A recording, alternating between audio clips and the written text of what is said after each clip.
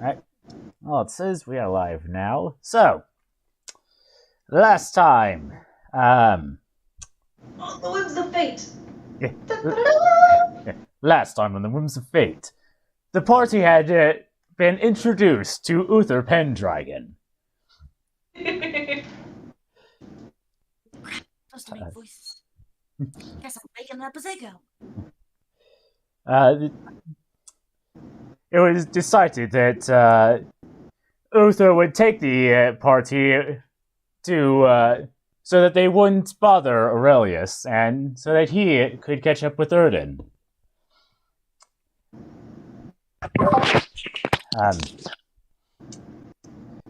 There was initially a language barrier until he consumed a marble-sized object, which allowed him to speak and be understood by everyone. I don't have to cast comprehend languages of myself to talk to another person. Hooray! Well, at least that one person.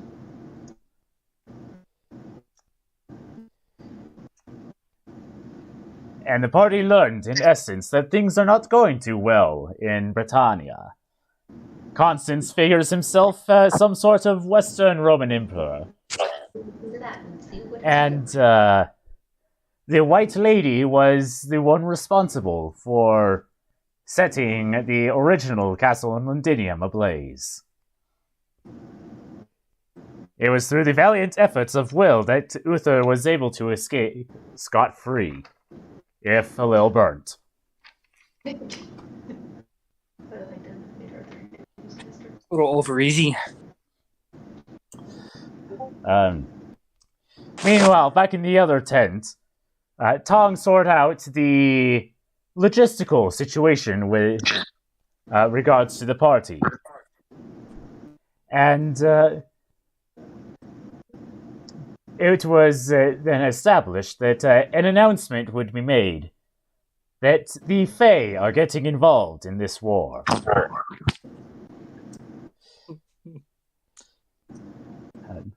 I think that's where we ended. No, that's not where we ended. As everyone was getting dinner, Rara caught sight of a certain someone sneaking up on the party. However, this was not done in malice, but to surprise the party, as this shady individual was none other than Amror. Yay! And it was announced, while everyone was catching up, that an announcement will be made at sunset at the bonfire. Dun, dun, dun. I see where I got confused.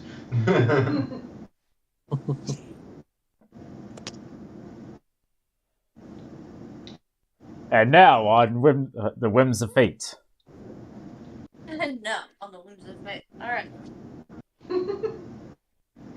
Good job on your announcer voice, Arthur. Narrator. Narrator voice. Yes. Narrator voice. I gotta work on it. This would be the most weirdest show if it was a serialized episode. Yes, it would. Well, if you think about it, though, there's a lot of really famous stories that were originally serialized in newspapers and magazines. Sherlock Holmes stories, especially. So would this be considered season 3, season 4, or season 5 at this point? How do we define the seasons in this case? Is Atlantis a special all its own, or is it part of a season? Might be a mini season. Yeah, because we spent a lot of time in Atlantis.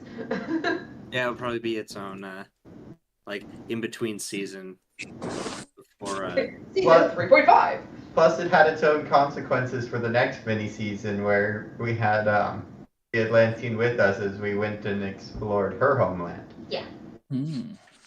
And then El Dorado. I don't know, it feels like a whole season right there. Went. Okay. The adventures of the pets in Atlantis. Hang on. I need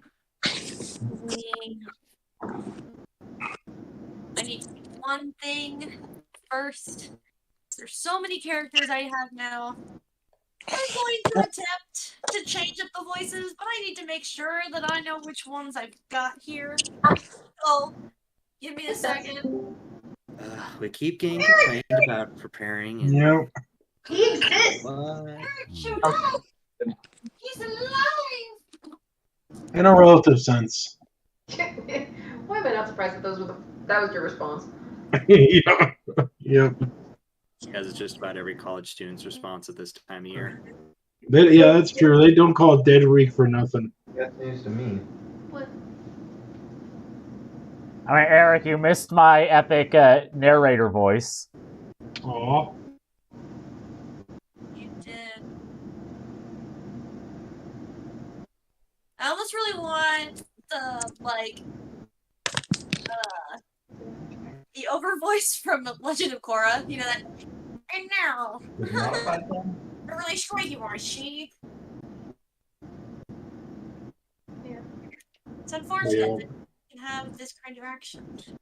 It just doesn't That understand. happened 4 years ago. That's news to me. Give someone a lift. Wait,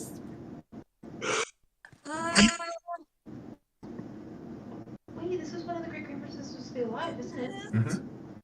Oh wow. It really is. Lois. Kidding me at this point. You know how many I have here? 1, 2, 3, 4, 5, 6, 7, 8, 9. Oh. You know, I want to give you sympathy that you're the one who literally used a portal to bring us all here.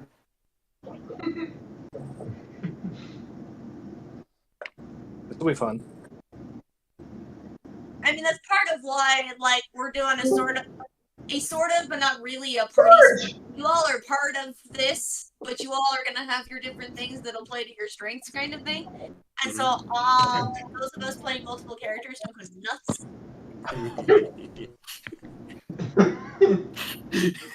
I think that's like half the reason I tune in now. It's just to see, people talk to themselves. I don't know.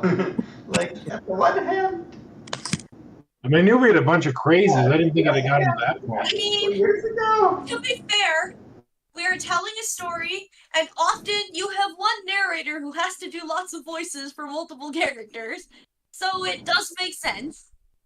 Can you smack me with your tail? No, because you moved him off your lap. So dare I. I mean, to be fair, I do try to make it a point to not have conversations between Rada and Tong. See, I'd like Even that, though but it'd be logical for them to have conversations with each other. Very logical, considering Rada's the only person that Tong truly knows out of the party. Mm-hmm.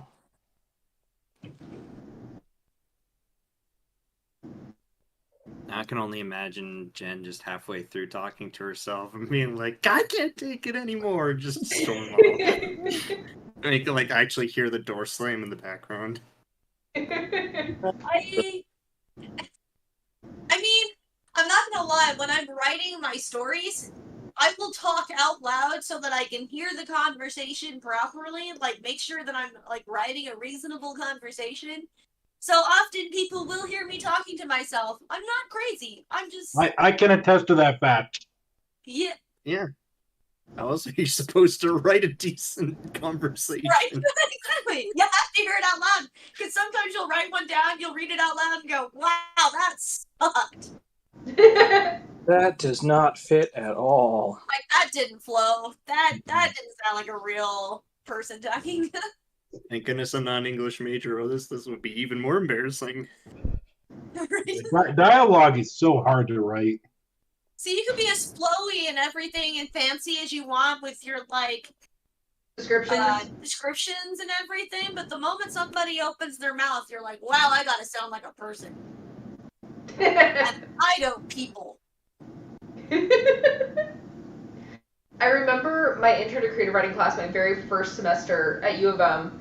One of the assignments that we had was that we basically had to go into a public place and overhear a conversation and record the dialogue so that we could basically have an experience of lifelike dialogue. I happened to overhear a conversation of two people studying for a Japanese test. Hey! So that was an interesting thing to try and write. Mainly because I'm like, how do I romanize these words that I have no idea what the characters are, but I'm like, I'm gonna write what they sound like with how they spoke. That's probably very valid since Romanji is pretty much just the transliteration of the sounds anyway. Yeah. And so I'm like, I don't know if this is exact Romanji, but it's as close as I'm gonna get. Yeah, makes sense. You realize that there's a lot more ums and uhs in actual conversation than any story you ever read. Yep. Mm-hmm. The moment you write it down, it never looks good. Okay. That and always people like to draw out their words in comparison to what's written. Yeah, perhaps all those ums and uhs are just implied, just like characters using the restroom.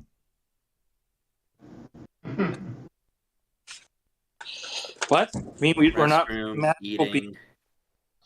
Don't ever have to do that? Dang That's why it's fiction. That's why it. every story is fiction. I don't care how non-fiction it seems, you're not writing about everything. What's nice is that you don't even write about that in nonfiction either. Like, it's just implied as I almost thought that regular was written. human. I was like, no way. What, Jen? Oh, I was just making sure that I wasn't missing any of Uther's contemporaries that you could potentially run into. I'm making a list of characters you could run into in the interim here. And so I was looking through a list of like some of Arthur and Uther's contemporaries or whatever, and one of them was Edrin, but I read it as Erden to start with, and I was like, no. No. I still could. I've never heard of this Edrin before. He's known as the Sparrowhawk. He's the suitor of Enid. It's Erden's twin brother, and he's been lying to us all. I don't know, Ern's never said anything about his family yet. True. And it's 50-50 chance whether or not Erden would throw something at his face just on sight.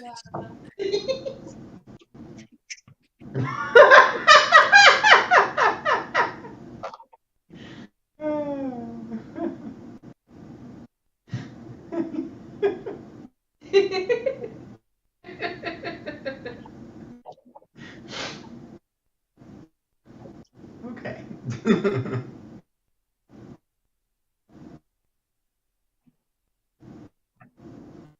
What do you?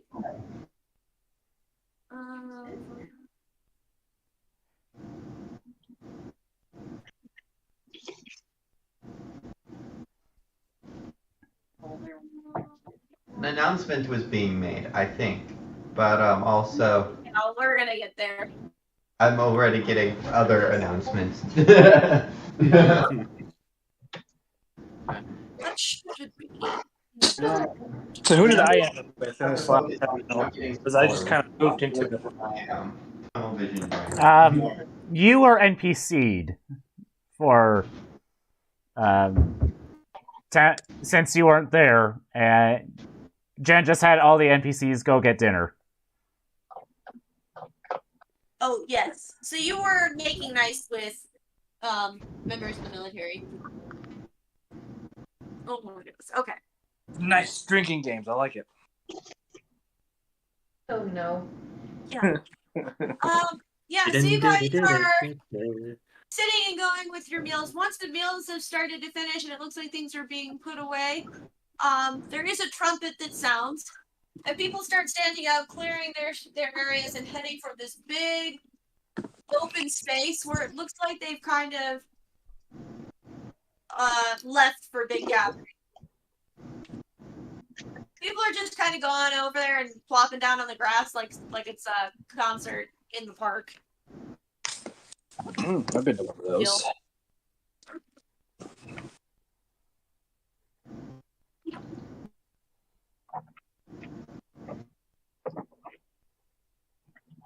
There are lots and lots of folks here, men, women, old, young, all that fun stuff. And of course, there seems, as you had noticed before, there are various races here. There are Kimri, there are Picts, there are Caledonians, there are Almetians, there are Domnonians, there are Gola. There seem to be a few scattered Gales. Definitely some people of Roman descent. But there don't seem to be too many pure Romans. Most of them do look like they're Romano Britain. Makes sense when you get cut off from Rome.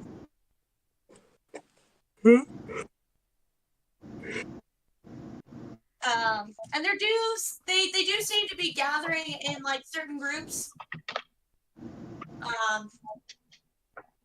And not necessarily like grouping by race or anything, but they might be grouping by their regiments.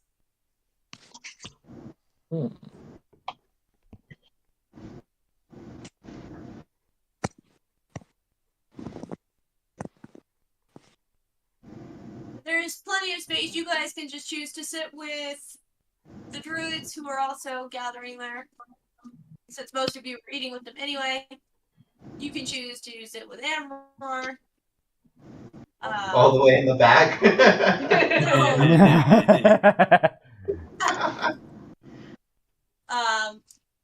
You can see if anybody will say anything if you decide to go sit with people like Gorlois, who are definitely sitting apart from most of the group because they're nobility.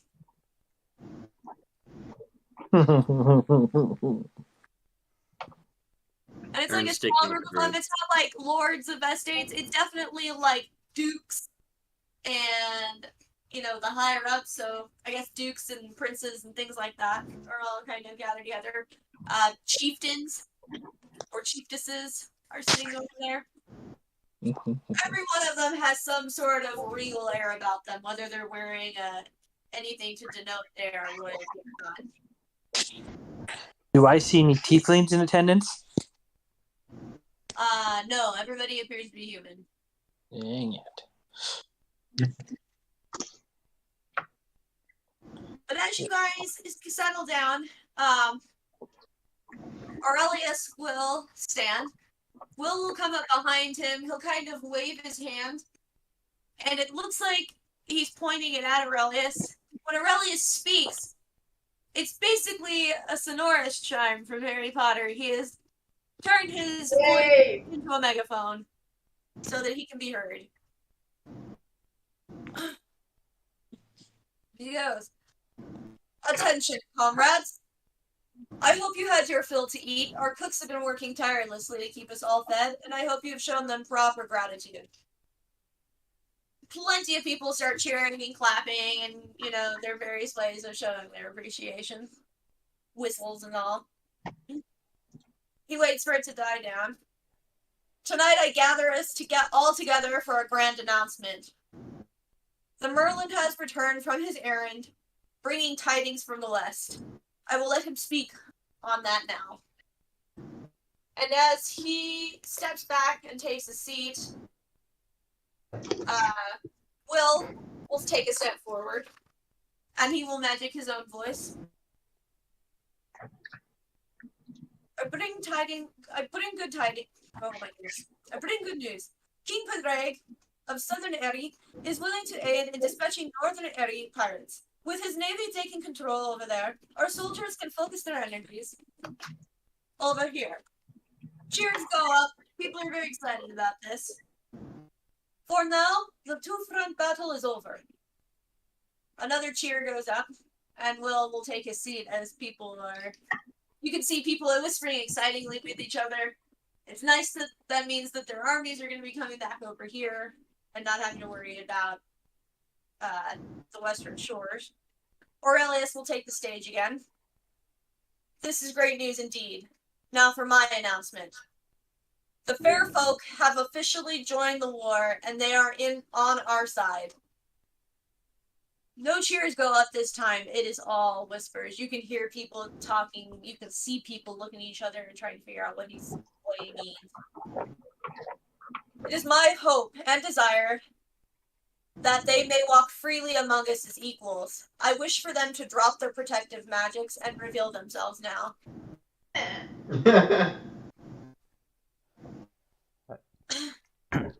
Part of this is for you guys. You are our main magic group. Alright. Rada will look to Tong as in like, is this happening? And I'm gonna look at Rada like, There is definitely an awkward pause as people are looking around.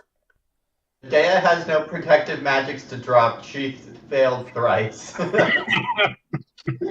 Amror, I'm not sure Amror knew this was coming, and he spent a lot of time keeping up that appearance. Like, it maybe he's kind of in between a rock and a hard place. Literally, keeping up this appearance was what he had to do to be in his kingdom, that he's with his mother. But at the same time, there's a royalty to be respected here. I honestly think, though, that without any indication that someone's specifically paying attention to him, he probably won't, because he has other obligations that he can't afford on that one.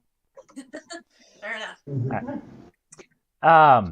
So Tong, undoing the knot she's done in her tails, right? Lets them go free. Undoes her hair to let it flow freely and reveal her fox ears as being natural versus just a part of her ensemble, and will give a nod to Rada.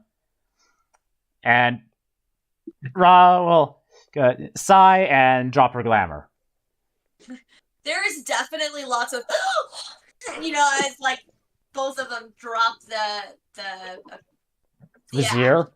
People definitely talking, and there's definitely one person who's like, "Does she have horse?"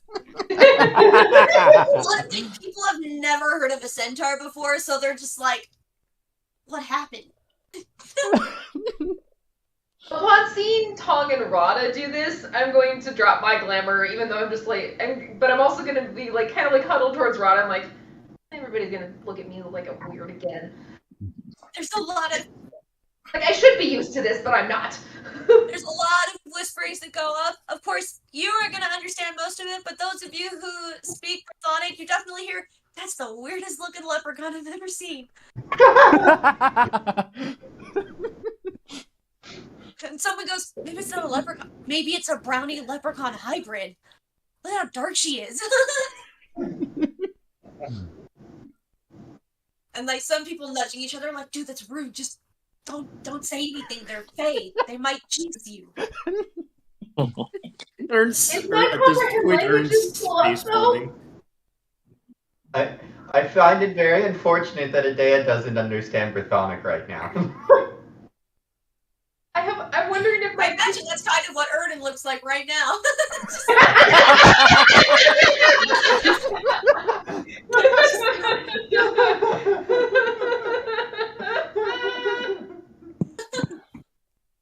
Well, Henry, being slightly confused but willing to go along with his friends, drops the glamour as well and kind of stretches out, hands, tail, and everything. Just kind of going. And yawns really big just to, see if people freak out when they see his horns, teeth, and red skin. Romano Britain starts crossing themselves, and they're like, "Oh no!"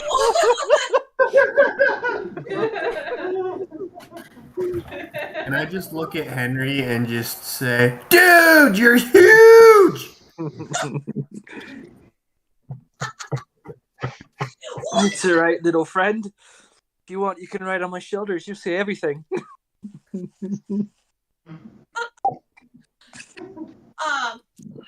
As this is occurring, brownies start popping up all over the place. Like, there's almost as many brownies here as there are humans.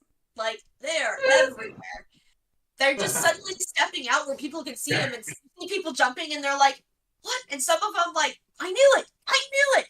My socks didn't darn themselves! Was it the druids?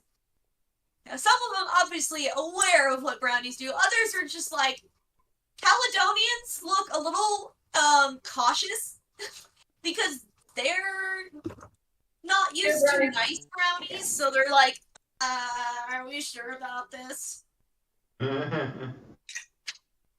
Desperate times call for desperate measures. So this is a brownie, right? Because I didn't see the other one that was helping Toothy Dea, or asking Toothy Dea for help. No. Okay. But they Once all the brownies start popping up, I'm getting more incredibly concerned about. Sorry, Jen. Sorry, I talked over you. What?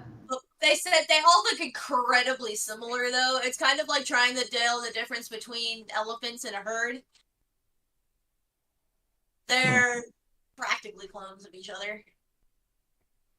At the same time, though, I'm probably going to start looking at the closest brownie to me, being more interested in, like, wait a minute.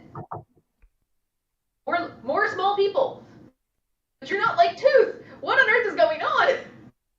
Oh, Tooth's going to drop his glamour, too. Maybe. I don't know. Maybe. It's Tooth. Who knows?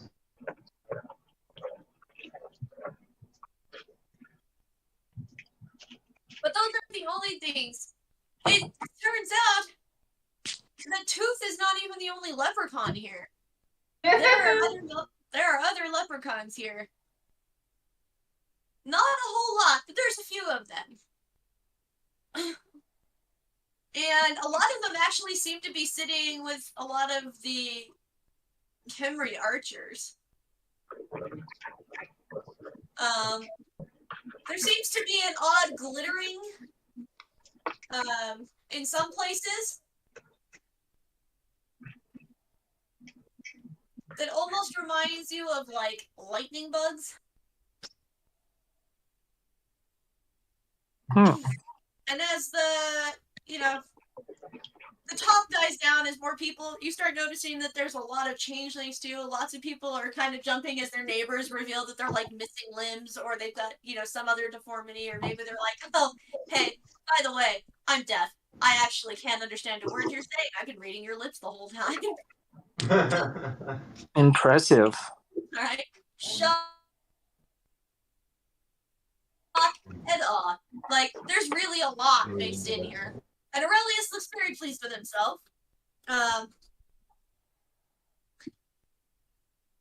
There's a lot of whispering, but eventually you start noticing that the druids are kind of starting to clap and cheer, and the Khemri start to clap and cheer. Everybody else is still looking a little nervous and concerned about this, but you can tell these are the people who work with the Fae the most, and they're less affected by it. Eventually, there's, more clapping that comes from everybody else as they're just trying to be polite. They're like, oh no. But eventually the clapping dies down, and Aurelius continues. The fair folk are here to help. They have gifts and talents that can help each and every one of us. It is an honor to be in their presence, and we must treat it as such. Thank you. You may now all return to your duties. And as he steps back, the entire army shouts, "Hail Pendragon! Long live the king!" To which, for those of of you who have good eyesight are probably expecting it. You definitely see Uther give Aurelius a very smug look. Like, I'm the leader here, dude. But then the crowd starts to break up and they start heading in their various directions.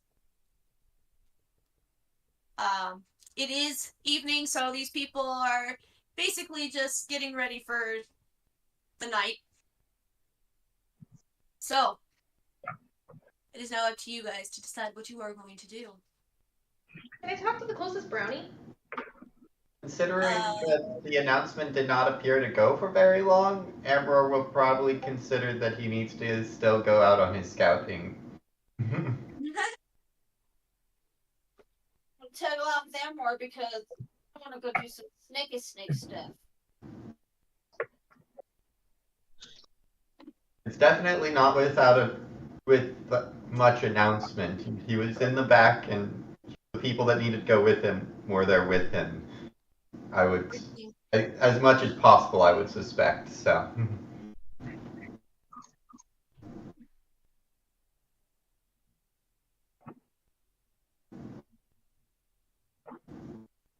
If you weren't paying attention, he might just disappear. Alright, so I know now what Amber and Chase are going to be doing. Somebody else is going to do. Vern's gonna while away a few hours on his banjo.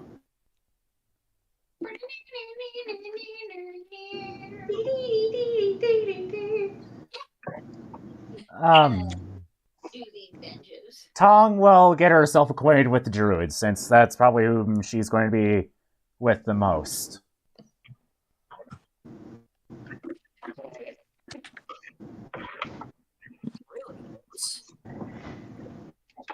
Gotta figure out what a day is doing.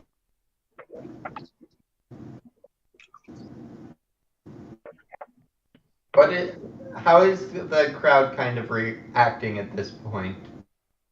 Was the crowd acting at this point? Yes. I mean, there's still a lot of, like, whispers and people kind of looking around, like, what just happened? I mean, a lot of the Fae have grouped together and a lot of the humans have grouped together, but some of them are like, you're like my best friend, and you never told me this? Like, dude!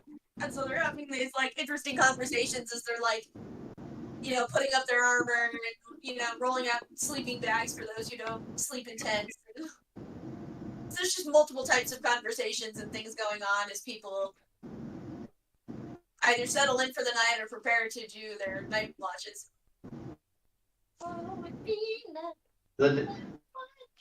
Is Adea no longer the center of attention? She is no longer the center of attention. Oh, good. I don't know where we're setting up, but seems like a good opportunity for her to get out of the center of attention tomorrow. Maybe. She's not exactly good at glamour, but she doesn't like the attention either.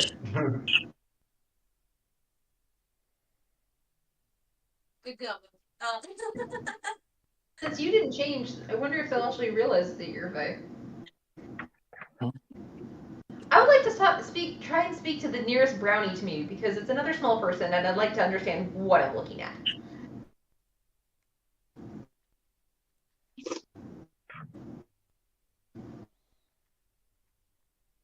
Also, while this is all going around, Henry will go and look for the closest sparring ground to see if he can find somebody who wants to practice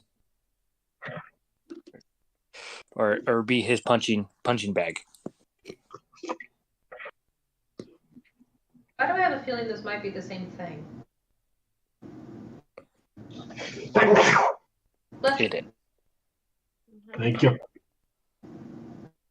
Okay. So that leaves Rada, Tiberius, George.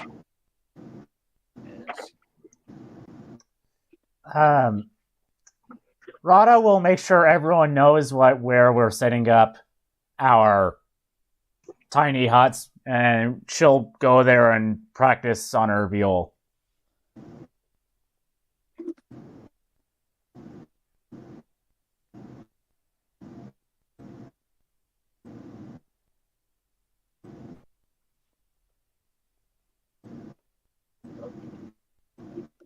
Okay. So George and Tiberius. Last time I was here talking with was it the Duke? He had mentioned potential financial stuff.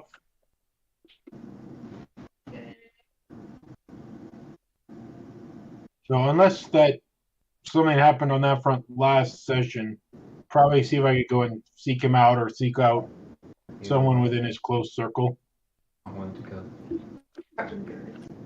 And Airden's playing on his banjo. I mean, technically, your companions are in his close circle. It's All the better. I know what a day should do. Find the blacksmiths. Find the Kimmerer and see if they know where she can find a spear. Actually, that would probably be the best thing for her to do. Adea is going to go look for a group of Kimmerer.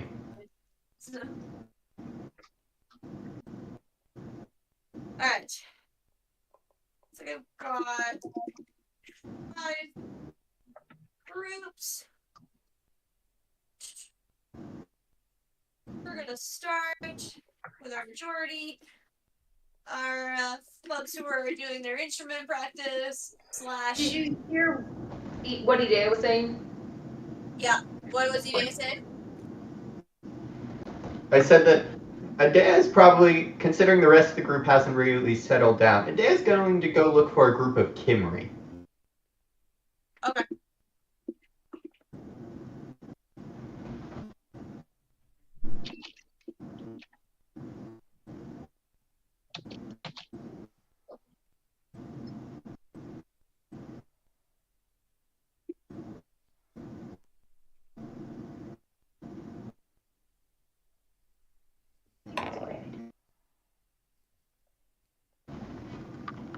That's not a majority group then. But that's okay. We're gonna start with our simple group who are practicing their instruments. I want you guys to go ahead and give me perform checks. Their instrument. No. It might just be that they are severely out of tune. No. 15. 15? 24.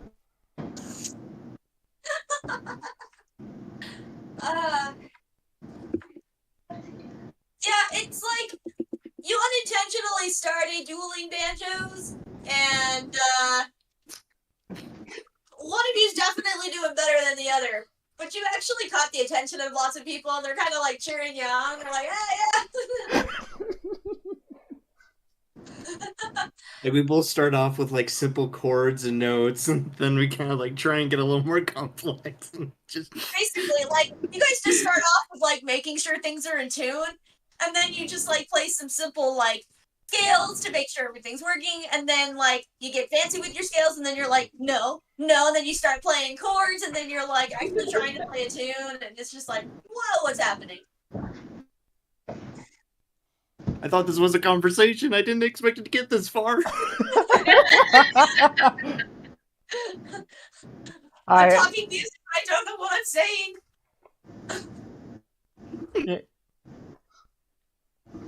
How interesting that we have someone playing a viol, or pretty much a violin, and someone playing a banjo. It's sounding pretty good.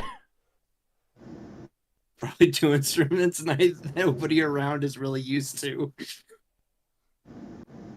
It's even funnier if we start thinking about the fact that like neither of you are really from cities, so it's totally country playing. You got yourself a bluegrass band. Which fits even better because they're about to go off for battle. That fits really well. Huh? We have They're a about to drum. go off for battle. That fits really well. And we have Taliesin the drum. If somewhere in there you don't know when it started, but Taliesin's just like keeping this beat for you that you guys are just like suddenly following. And he's like somehow making it sound like different drums. I'm not entirely sure how that's working out, but you're gonna just roll with it. It's Taliesin. No questions. Everyone's having fun. Right?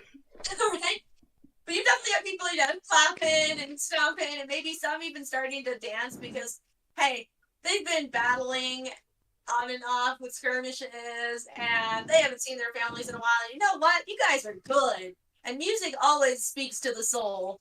So you've definitely got a big group around you. All sorts of people. The cleric. I am outbarded. Impromptu party as everyone finds out everyone else's secrets. What was that? Impromptu party as everyone finds out everyone else's secrets. Battle of the Bards. Right. Who are neither of the bards? Neither of them are bards. The bards because we all talk to a brownie. The bard is getting outbarded, and all the other bards mysteriously disappeared at some point during the campaign.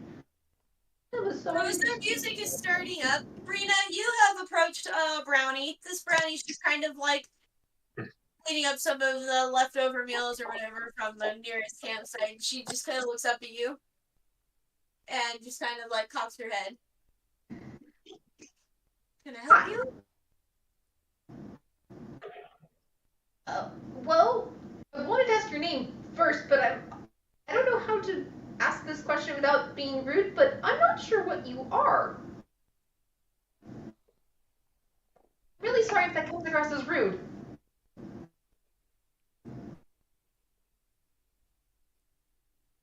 A brownie. What is a brownie? I'm not from here. Yeah, I was gonna say, and again, for you, you know what, like, the brownie sweet is? Mm-hmm. So this is very odd that you're finding some creature that seems to be made after a delicious dessert.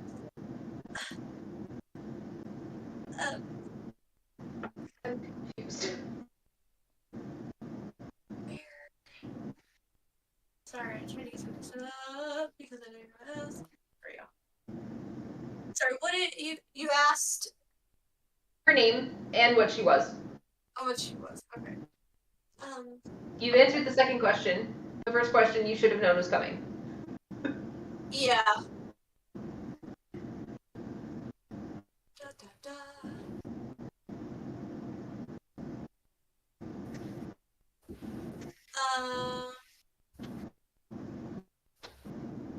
We're gonna go with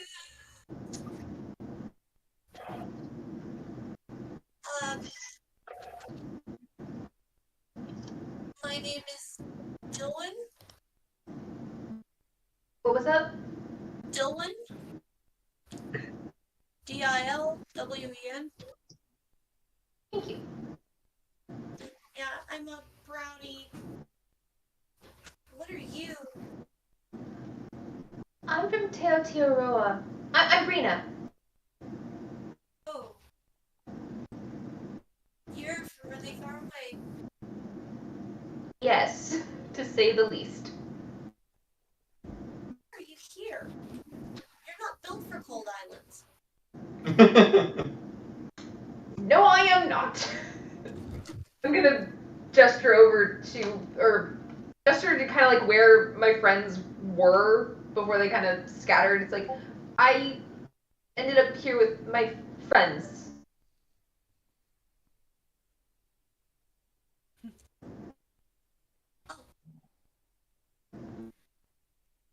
Are you gonna fight, or are you gonna be like us and be in the background? Hopefully fight and help that way. I've fought alongside my friends the whole way along the way. I even saved my friend Rada from a bog creature once. Creature? That's awful. Bog? Yeah, that's what I said. It's coming off. It's coming across really weird. This is a bug. It sounds awful. Why were you in a bog? Well, we were traveling, and we've had a lot of travels. We lost memories for a while and ended up in Trinidad to get some of Conla's well water, which helped a lot. And yeah, we ended up traveling. We were trying to get one of our friends home or at least as close to his home as possible, and ended up wandering through Denmark, or whatever that place was called, and ran into a bog. Jutland.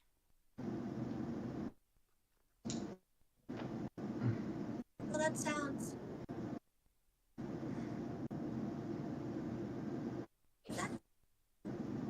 I really prefer not to leave home.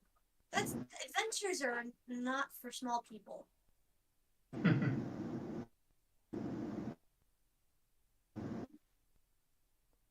Little people stay home, they take care of the house, they plant gardens, and that's it. No adventures. Gee, what does this remind me of? Where do you think he got the idea from?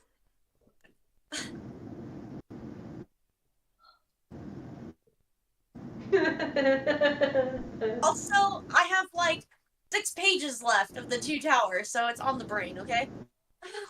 Nice. Sam was just a total badass and like fought off a giant spider, so you know. Bag of shalom. Samwise Gamgee's here. That is quite the scene. We all know that Sam's the hero.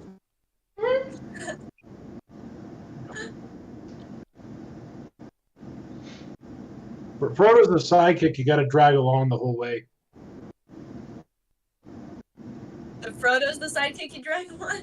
Yep. And I think even Tolkien said that Sam is the hero of the story.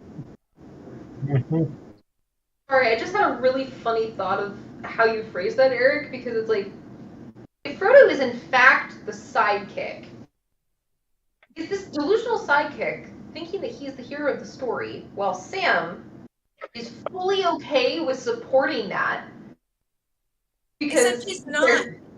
cares about his friend. And Except he's not delusional, because when they were sitting and talking about how this story was going to be told if they, got through or whatever, that, Sam was saying that Frodo was going to be the hero, and Frodo goes, no.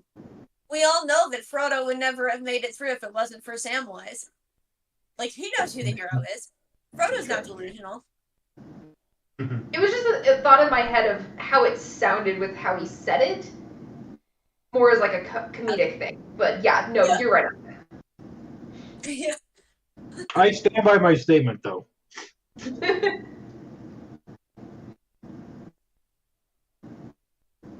sincerely feel like Frodo was baggage, because I don't think that Sam could have carried the ring himself. Yeah. Not very far, at the least. No. Yeah, probably not far. Frodo had the stamina for it, but Sam had the heart. He's the linchpin of the Fellowship. Yep. Anyway, off topic. Back to the conversation. Back to Dylan, who's a hobbit. Sorry, Brownie. I guess I can understand not going on adventures, but I'm a bard. I mean, I have to go adventuring to be able to find stories.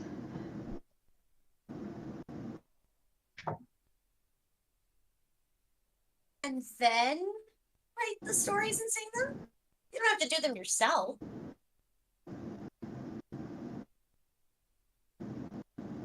But I love gathering stories. Why wouldn't I want to do it myself? You island folk are strange. I have work to do, so I'm gonna finish my job. Okay.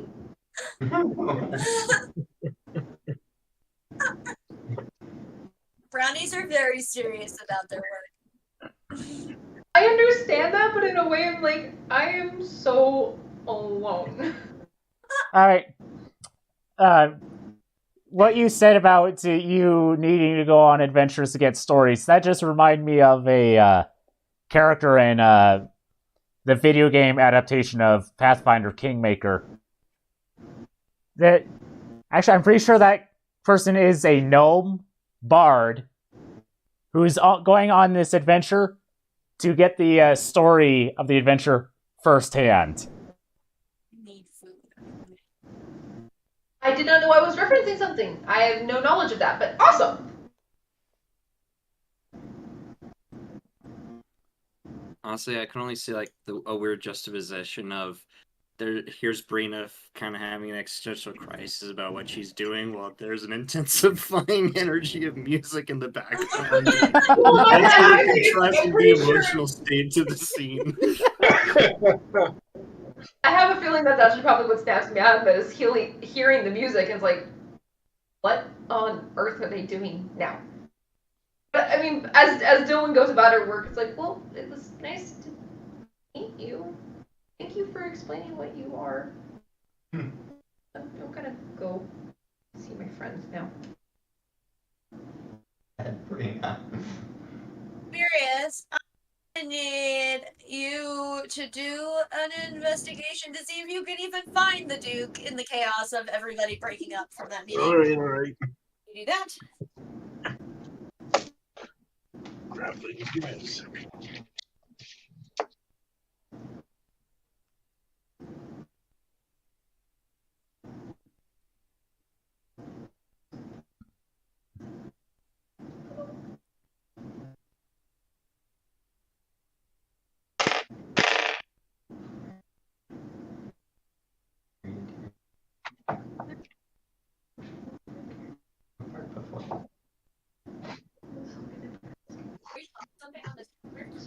I did.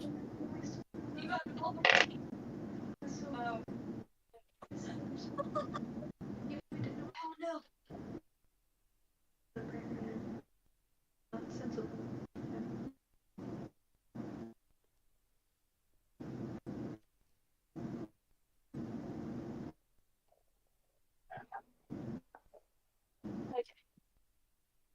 How we doing? Not good. We're at a 6. Oh yeah. You have no idea where the Duke has gone up to.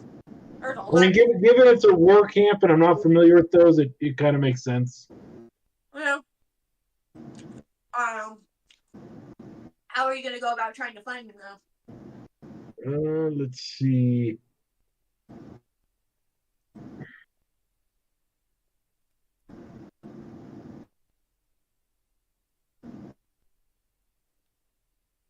Can I see any members of the party here where I'm at now? Give me an investigation.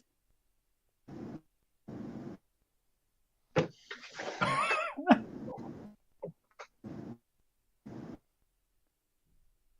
got another 6. Need Lilo and Stitch, right? Yeah. I'm lost.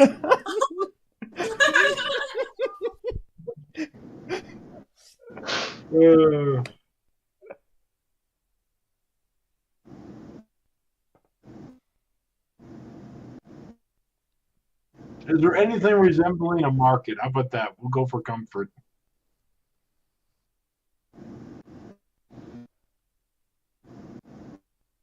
Here to be anything like that. Here, there's lots of tent set up. It looks like there's places for an armory.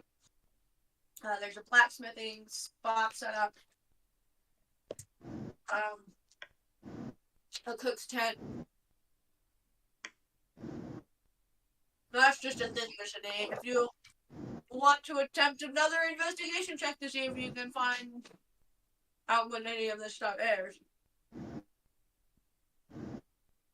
Or, I mean, you can give me a general perception just to see if you can, what you make of things as Sure. I need a different dice. Hang on. What the heck? That would now be 4 6s in a row. Hang on. We're good. Do you have a weighted knife? No, I don't. At least it hasn't been an issue. I need the other one. Okay, that's not any better. It's a 3. It's at least not a 6, though. This is the same issue I was having with those chess X dice when we started all those days ago, when they'd only roll 2s and 19s. Oh, the green So, Christmas. as you're walking around, it has come to your attention. You have absolutely never, ever, ever, ever, ever been in a military camp before, Mhm. and you don't understand the structure, and you're not at all sure where you're at this point. Yep, that'd be accurate. Now, But can you hear the music? an option you have, you're in an army. There's people everywhere. You can ask for directions. I understand you're a man, and that's against your nature, but you can do it. There's even people you can talk to here. They understand you. Why does that have to be against one's nature? That's stupid. Well, It's serious. Tiberius has a lot of pride. Him ask for help, good heavens. Makes more sense for his character. You'd rather wait the 20 minutes it takes for the Battle of the Band to begin. Just stubbornly standing in the middle of somewhere. The thing is, depending on how far he wandered, if he doesn't do a good perception, he might not hear you guys playing. I mean, there would be a lot of other noise. The other one. I mean, Jen, if we put my perception again at the 3, I'm discounting the 6s because something's off with that dice. But if we put it at 3, I don't think I'm hearing music.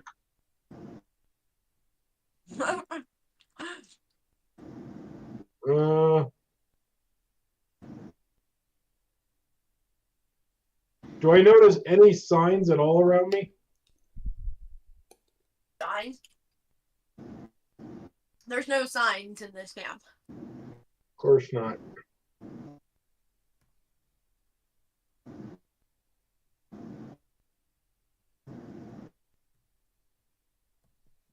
You made it be nice. You're gonna make me actually ask for directions. Ay ay ay. It's the bank all over again.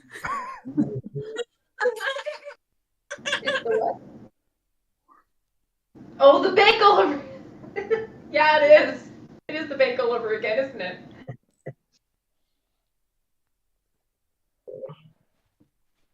All right, I'll see whoever's the closest person to me. I'll ask them where in the camp I am.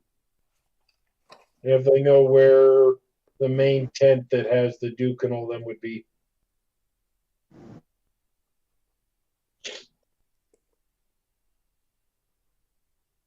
Okay.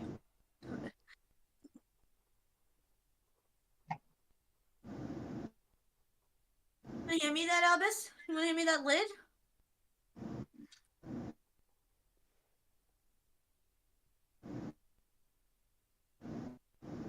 Sorry, I want to make sure. Mm-hmm.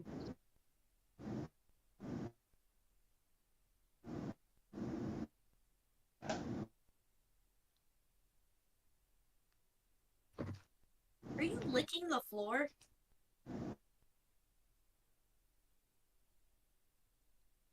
I tell ya. Don't have children. They lick floors, they vomit, they scream at 3 in the morning. They kick you out of your own bed. They don't let you go to the bathroom by yourself. Can you stop eating things off the floor? That's not even Don't talking forget, about they smell. Some of them smell. first 2 years. They're just literally a loud, smelly houseplant. You see, the first 9 months, they're a parasite. Yep.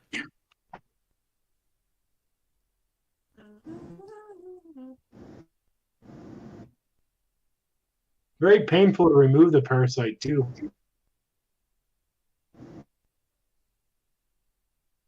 Oh, perfect. All right. I'm going to roll a d8 to find out who's right next to you. Where are my dice? They're under my keyboard.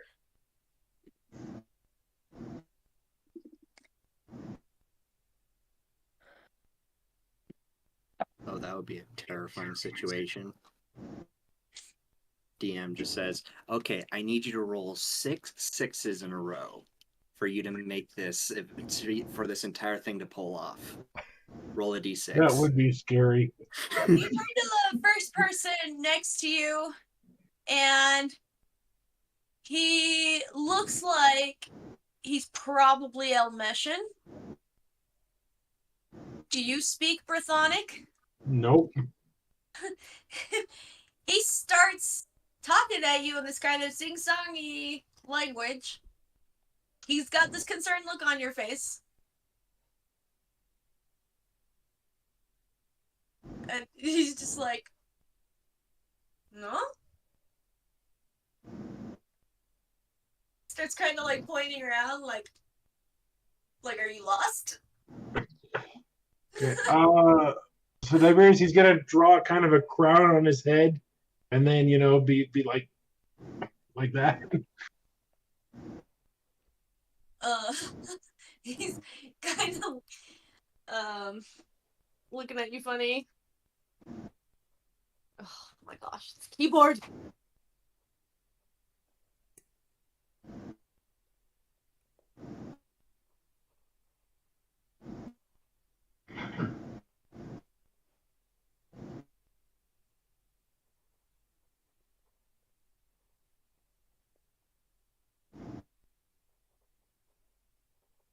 You there?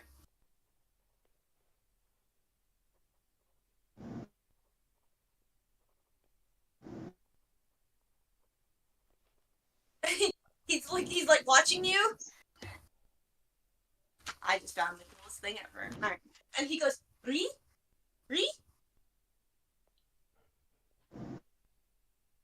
I'll shake my head. No, I'll try to draw a very obvious sort of 3-pointed crown.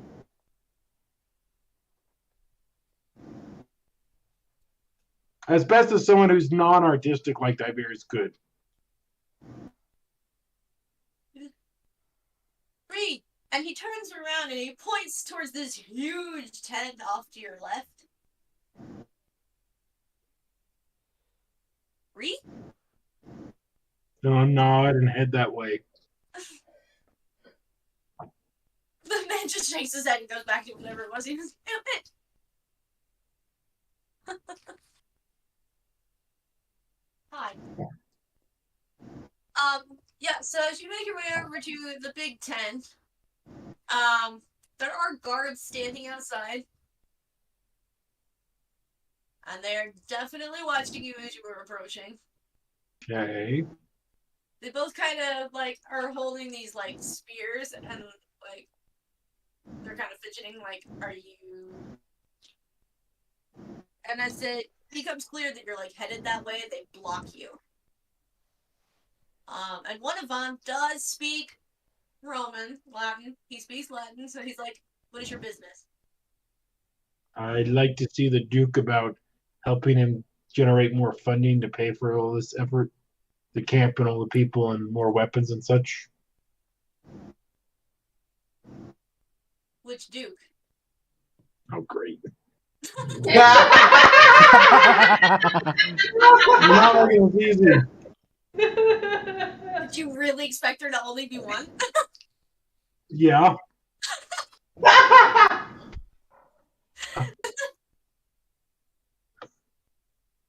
We have 2 kings. Oh man, that was perfect. oh great. Now the real test. Was this 2-3 weeks ago? I cannot remember the guy's name. I was gonna say, here's the real test. Does Tiberius remember the Duke's name? Now, if his player doesn't, he can roll a wisdom check and see if his character remembers. Or at least the wisdom tends to be good, typically. Let's see. Yeah, that's not bad. So that would be a modified 16. Okay, you do know that it's Gorlo is that you're looking for. Okay. That's the one you know.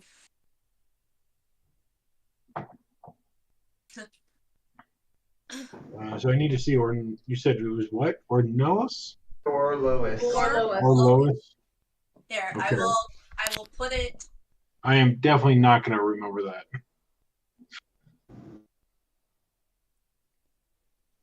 Oh, wait. Why didn't you take the R?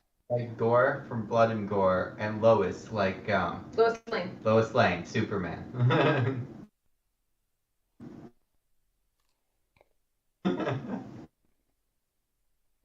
I didn't even know there was a Lois with the Superman. I thought, wait, isn't that Clark or something like that? Yep, Clark that's Kent is Superman's alias. Lois Lane is his girlfriend. Oh, okay. It's a love triangle where two people are the same person.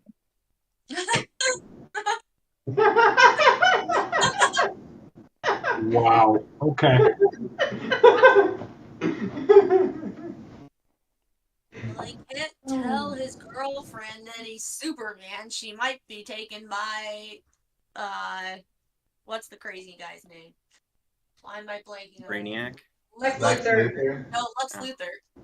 How do I know this stuff? I don't know.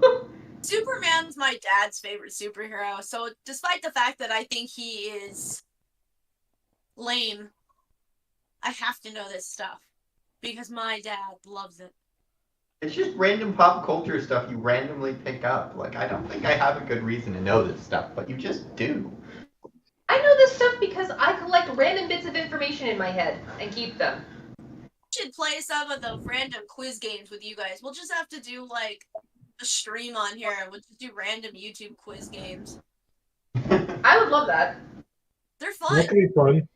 The other day we did historical figures. And we recognized most of them. There were a few that we were like I actually didn't know what C.S. Lewis looked like.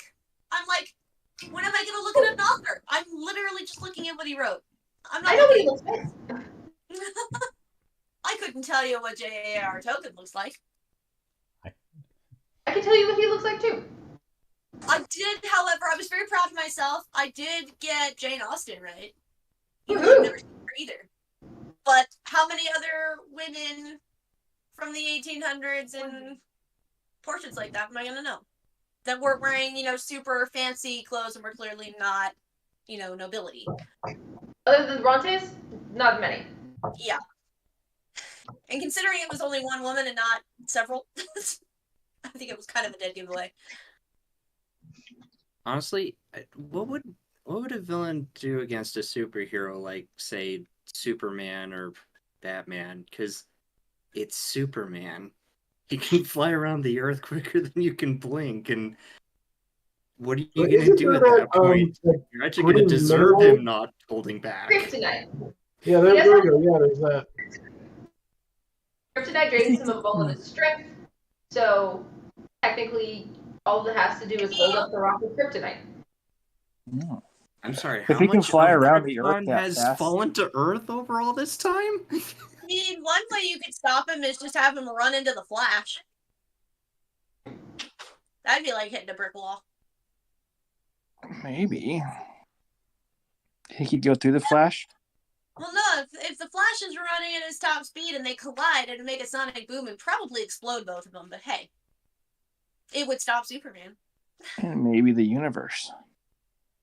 No, it would probably liquefy the Flash. It would destroy the city around them, and Superman would be really upset. You did that on purpose.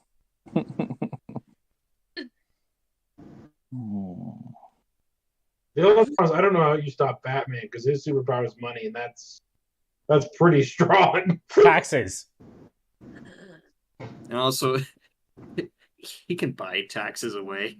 And even if you were, like, trying to wait for him in his mansion, isn't Alfred, like, ex-military?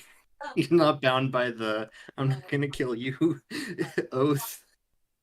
Lost her library book. Can't find it, so they're asking. I think. Oh, yeah. Nice tangent.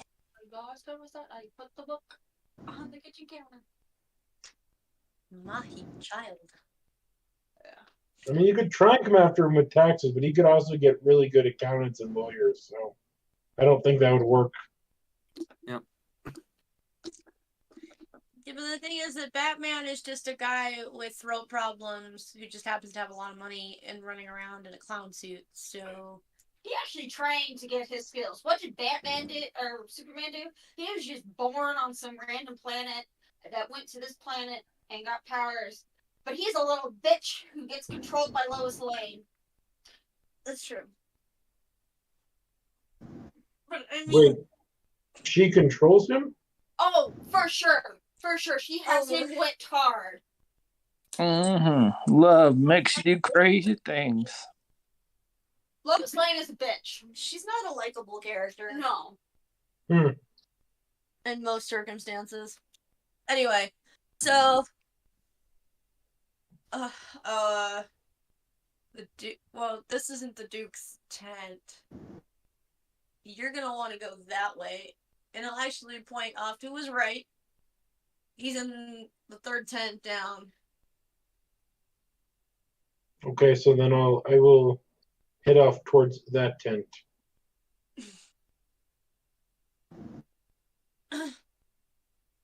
Again, there are guards outside of all of these large tents over here. There is one guard outside of Duke Orlos's tent, and he's just kind of standing there, like leaning on a staff, and then he like sees you coming, and he kind of stands up. He's like, "Just state your name and business." I just like the gesture you took with the spear, and yep. So I'll tell him I would like to speak with the Duke to discuss funding all this operation, the camp, and all the materials and all the people and such.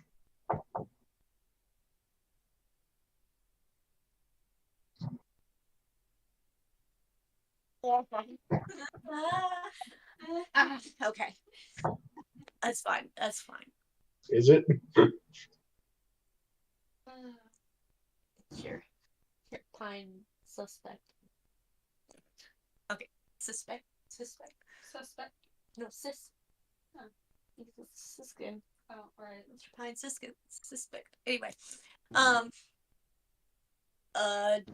Does he know you're wanting to talk to him? No.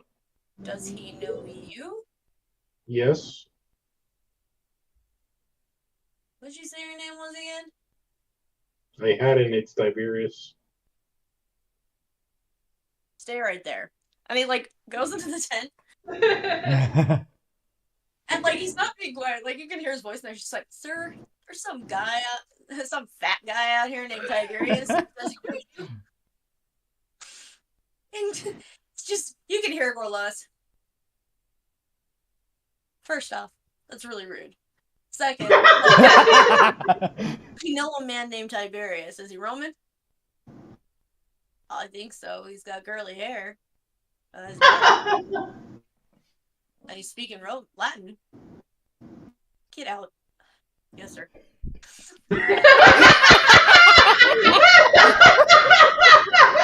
Get out. This I like takes his post, he's watching, and then Gorlois pokes his head out, and he's like, "I apologize. Come on in." And he kind of like sits down. He's got like a bedroll and everything out in there, like a camp cot type thing, and he's got a table and like cushions around it where he's got lots of paperwork spread out. He goes to sit down at that table, and she's like, "So, how can I help you?" See. Give me a sec. I got so sidetracked. Which Duke? Doesn't help that I'm tired. I tell you, it's good. I'll let you go to somebody else's adventure for a moment or two. I got to think up this. Idea, you're next. Excellent. You said you were heading over to the Kimmery.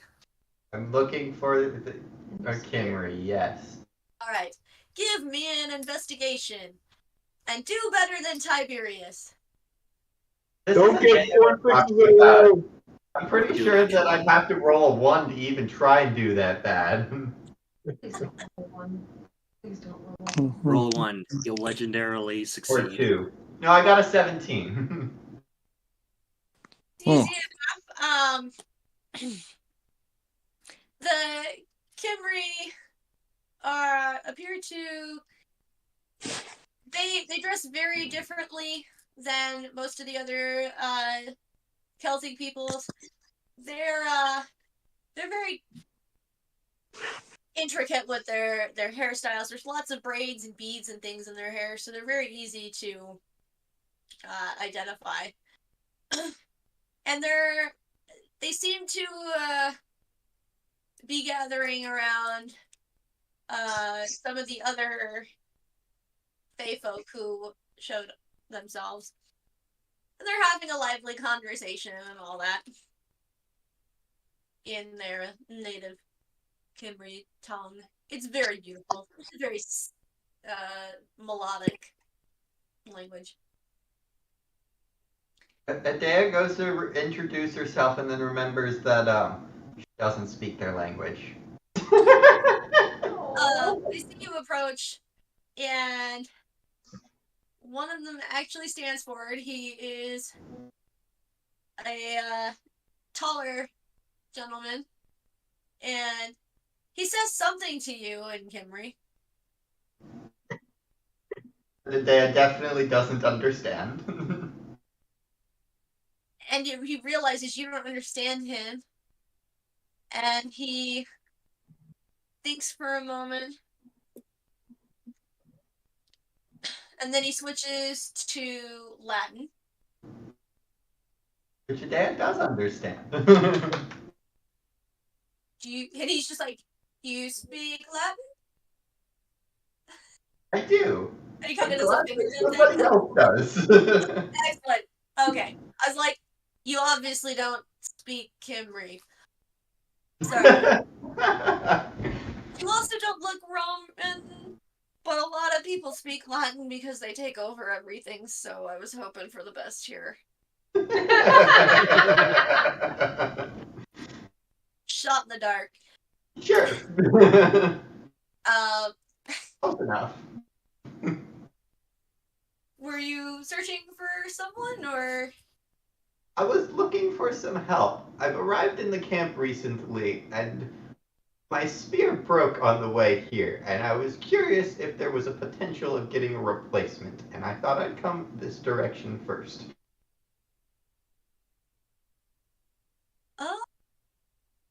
You know, Mostly because I thought you guys were less likely to give me unwanted attention. because you're a rather large woman? Exactly. I assume that is because you are some sort of fae that I have actually never seen before. Accurate. That's actually... I'm impressed. Oh, well, I may or may not be a druid. So, I'm Cadmus, by the way. Yeah. It's a pleasure to meet you. How badly damaged are we talking with this spear? Shattered? To shreds, you say. To shreds. To shreds. Here are the pieces. Do I even have the pieces? It was pretty bad. I can't remember if you kept the pieces or not. I thought I was buying you a new one. I'm pretty sure you were supposed to. You were supposed to. I don't think we've found a place for him to do so yet. It would surprise me if all that's left is a spearhead, if that, if something was Like a cast. spearhead and a feather. One feather that- I'm pretty sure the feather got... I forget what broke it, but... Henry hit it. No. Henry hit the thing and broke it. That's why he's supposed to buy you a new one. I tried to kill the smoke demon, and it just passed through and smacked your spear instead. I think he also tried to stab the thing, which was just a whole bunch of hot rocks. It wasn't entirely his fault. He's just now learning about the different states of matter. He's now learned that gases and solids are very different. And that you can in fact hit a solid, but you cannot hit a gas. Science. Physics. This is why I love this campaign. We have science, we have physics, we have English, we have music, we have history, we have all of this. We have math. We're so cultured. We're a well-rounded bunch. It's like we went to college. Right? I have went. Went through like everyone here. Yeah. That's exactly what it was. So like you have they went to college, they got their majors. You have somebody who majored in something totally different, but he picked up a hobby, and that's why he's so good at the banjo all of a sudden. Yeah. He needed something to keep him from going crazy during finals. And now people just think a bunch of hillbilly rednecks are around the next corner. Hey, which is that like this week? Next week. Next week. Oh yeah, it's Dead Week for you guys. Yep. Yeah. Ooh. I mean, my birthday. I'm running does out of spell slots Dead to Week. revivify. Finals. Or finals. I have not had a long rest in a week. What's considered a long rest? 8 hours. Okay, I haven't had that one of those in 6 or 7 months. Yeah, I haven't had that in years, but my structural geology course is done. Field methods is going to be done tomorrow. The players of the party have accumulated at this point. What? I wonder what the party's collective cumulative number of credits is. Like how many credits? Ooh. Ooh, that's a good question. I could figure at least mine out quite easily. 120 on the nose. I'd have to No think more, no less. I know I had more. I can't remember off the top of my head, but I know I have it in a file somewhere. Yeah, I had a lot. I think I had 130 something. Mine's probably around there as well, because I remember when I met with one of the student advisors to make sure that I had all my stuff that I needed to graduate with my degree. He's like, how are you have more than enough credits. More than enough credits. And Eric is just smiling because he's never left. Yeah, gosh, I forget. Was it last year I crossed the 200 mark? And he still hasn't completed all his core. 200 credits? Yep. Eric, whatever your middle name is, Sibichevsky. How on earth have you not graduated? Finish your core, man. Oh, yeah, I don't think I actually know your middle name. I was gonna say, what is your middle name? It's Richard. If you're huh? It's probably gonna be some family name. Yeah. So, or did you not? Huh? He had said something, but I can't tell if he actually answered my question. Oh no, I gave it to Richard. Richard, okay. So, my niece doesn't have a middle name. She's in the other group that I'm in, and so whenever she does something ridiculous, we just make up a middle name to yell at her with. It's hilarious, just random names. It's great. Anyway. Sounds good. Okay, Rebecca.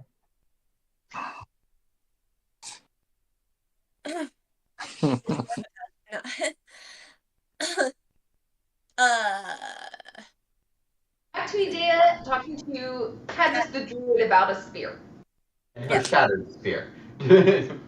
So I take it you don't have any of this spear left. It seems reasonable that maybe the spearhead was picked up, but other than that. Gotcha. So you really just need a new shaft. I mean, that would be serviceable. Not, child. No.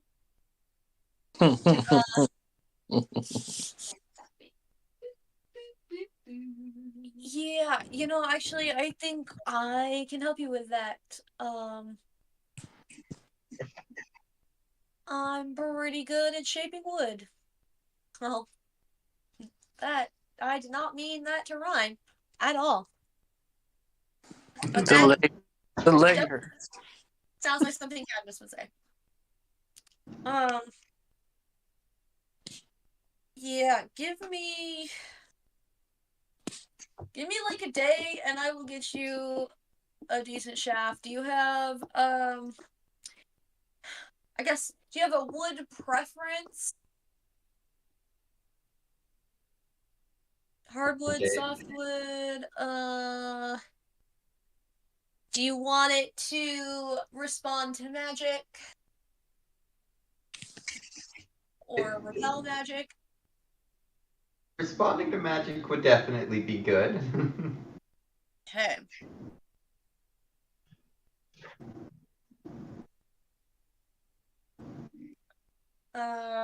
What is your spearhead made out of?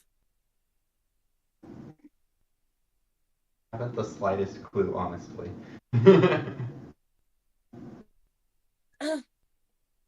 Reasonably, it's probably iron. Yeah, that does seem possible. I just didn't consider it because I was like, it could be stone, it could be iron. A day I could have made it. For some reason, I didn't think that she did, but also, why wouldn't she have? So, yeah. Things I have Because, to I mean, consider. I can see Adea making the arrowhead, the spear point for sure. Yeah. Mhm. Way to have somebody else make the shaft. Yeah. Mostly the wands for it, but she would make the spearhead probably. Which means, I mean, knowing Adea, it could be whatever she wants that spearhead to be made out of. She's got skills. Yeah. The only thing it can't be at this point is diamond because she didn't know how to work with it before. Right. That's scary. I thought somebody was talking to me. I was like, Let's see here.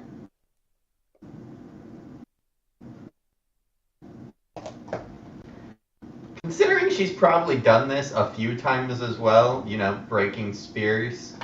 Even if she wasn't well versed in, what magics do and don't screw up.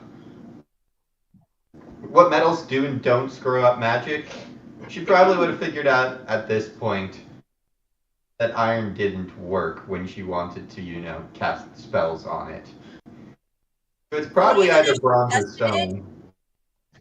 being in the Fey world, everybody talks about cold iron and how much it sucks.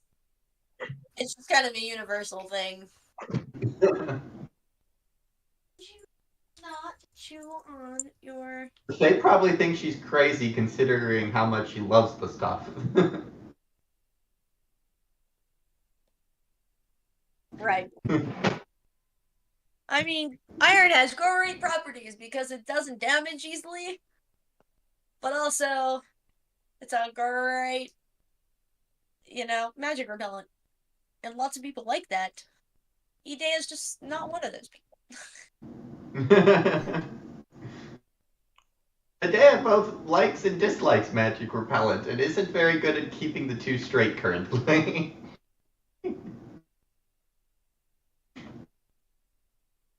I was trying to think if it'd be bronze or stone. Both are reasonable. I was like, would she have decided to make it for bronze? And I was like, her last name's Halkias, which is coppersmith, which is half of bronze. Yeah. I'm pretty sure that was a potential possibility with where she came from.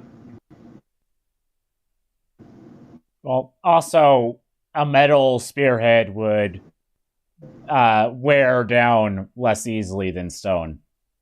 Yeah. Also, I'm not sure she would have found it if it was stone, considering the last thing that we fought. So Yeah. we'll go with bronze. That makes the most sense considering the current situation. Okay.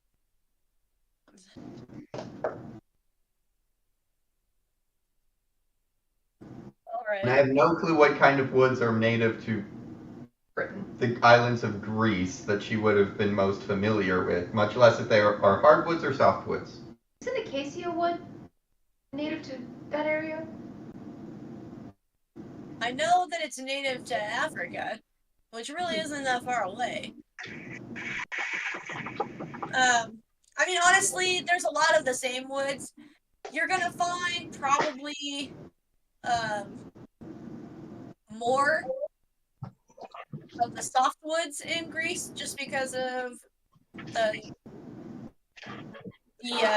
Mediterranean climate. Not acacia, cypress wood. Or softwoods, hardwoods, sorry. Because your softwoods, those are your pine trees and things like that. And those do tend to like the colder, wetter areas, not the warm, sometimes dry, sometimes wet. You look like you had like a neard going on for a minute there, and I was like, buddy, we need to talk. That is not okay. I suspect You're on mute. a hardwood is less likely to flex and bend than a softwood. Huh? I suspect that a hardwood is less likely to flex and bend than a softwood, especially for which is probably what you want for stabbing people with spears. Yeah, likely. Yeah, hardwood makes sense here. Yeah, softwoods are usually used for like home building. Furniture, you know. Things that they want to bend into certain shapes. They'll often use softwoods for bows because, hey, they bend. Makes sense. Okay.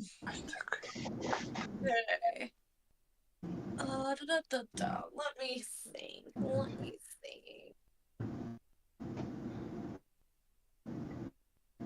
I have a strong feeling that we need to go in. Like, I do not feel like we're almost out of. Yeah. Oh my gosh.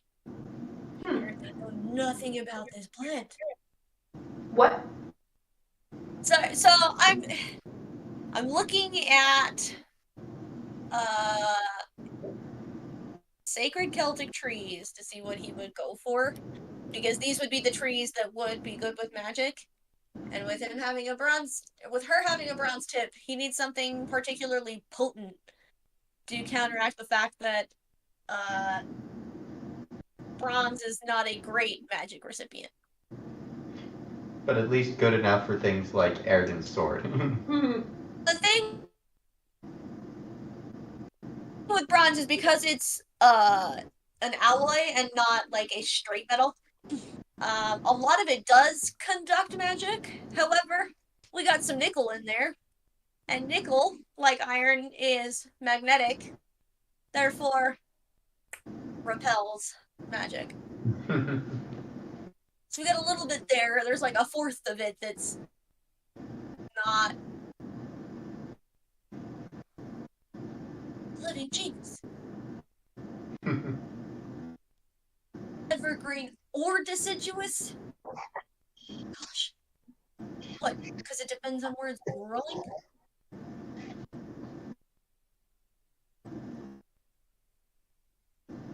Okay, I need to know. Okay, well, give me a description. Give me a description.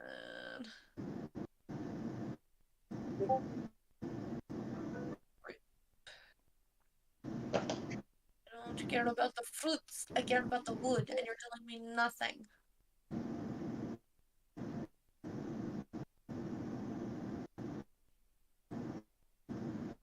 Mind helping me out?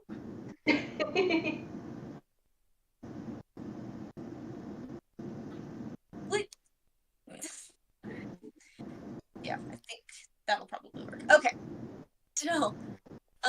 Okay, so you got a bronze tip. Do you have it on you?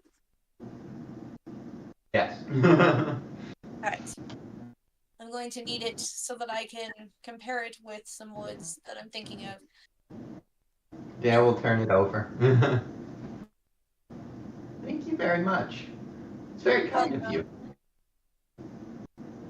I don't necessarily do this for free. I'm not saying I need money,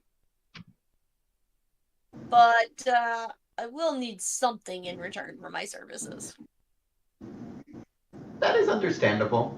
I have some capabilities. I mostly work metals.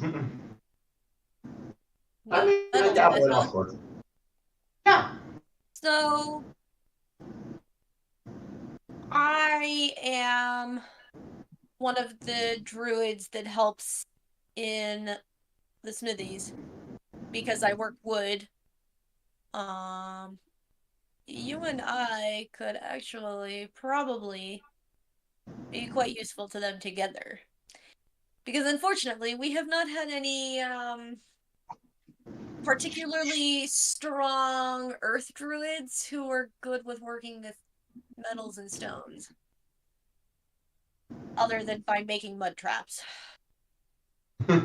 Which are useful, but the army needs weapons. And magical weapons are really potent against Saxons because Saxons hate. They're like terrified of magic. Even though they have like wise women who do magic. I'll have to ask Leophila. Leophila tried to explain it to me once, but it went over my head. I don't know. Saxons are weird. They're like this weird, convoluted. They don't make sense. They contradict themselves every way they turn. I don't know how this civilization is working at all. Adea is very excited. She's clapping her hands. Yeah. That sounds very exciting. I can just imagine Idea like doing this little bounce as she's clapping. Yay! Right. I will get working on this tomorrow. Come find me at the Druid Circle, and I will take you over to the smithies, and we'll talk to them and see what we can do for that. Excellent. Where is the Druid Circle so that I can find it? He'll like turn you around and just go, you see those standing stones over there? I wouldn't happen to be Stonehenge, would it? No, they're little stones. They are set in a circle. That's easy enough. Yeah. I'll be there. Excellent. It was a pleasure to meet you, Miss Idea. Pleasure to meet you as well. And you'll see, like, as he turns, he's, like, fiddling with this bronze, spearhead, and, like, you can start seeing it glowing, and, like, he's definitely testing it and seeing what he can do with it. Already.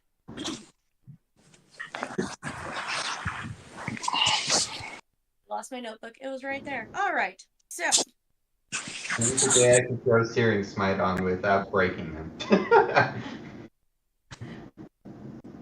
That's a good prerequisite. If there's anything that spearhead readily shows. Something that we figured out how to throw Searing Smite on and it worked and it didn't break.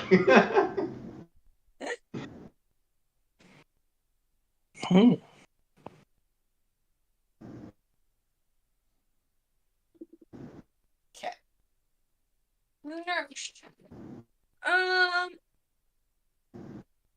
Let's go to Henry. Yay! All right. I need an investigate to see if you can find the practice ring. This is gonna be great. Lots of investigations today as you guys are searching for 15. 15? Yes. Investigating what camp structure is. It's not too difficult for you to navigate. You are quite a bit taller than many of the folks here, so you could just look over everybody's heads as you're like walking around. Plus, Many people see you coming and they part ways because you're a demon. And why are you here? Definitely lots of looks and lots of going on and like it's just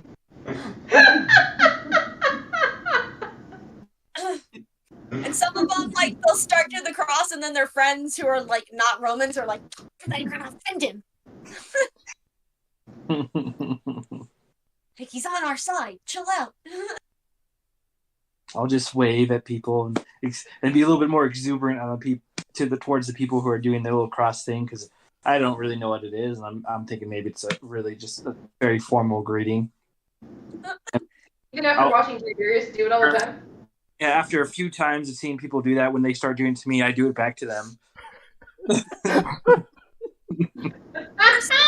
do that, their Kimry buddy just like,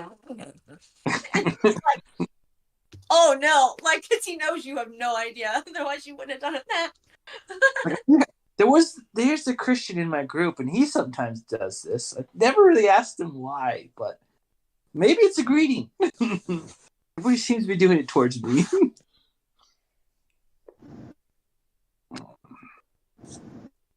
Mm-hmm. So can I see a ground or do I hear? I guess what is my first tell to where the fighting grounds are at or practice?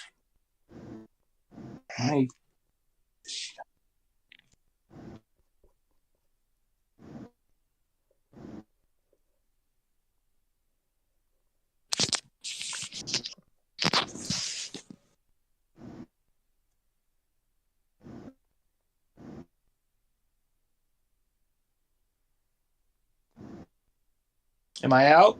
No, No. you're still here. We lost our DM. Yeah, I think Jen froze though. Rose. Yeah, it looks like it. Neither of them have moved. We can just rebel against the DM. Rebel against them. Great job, Henry. You're Sire of the Cross. You doomed us. You expelled the demons from the computer. I'm gonna roll. Is also the only thing that was allowing it to function. Charisma? The Yeah. Sire of the Cross, it petrified her. A straight 10 on charisma. And Megan is very displeased with you. Those who are really devout are probably now cursing me.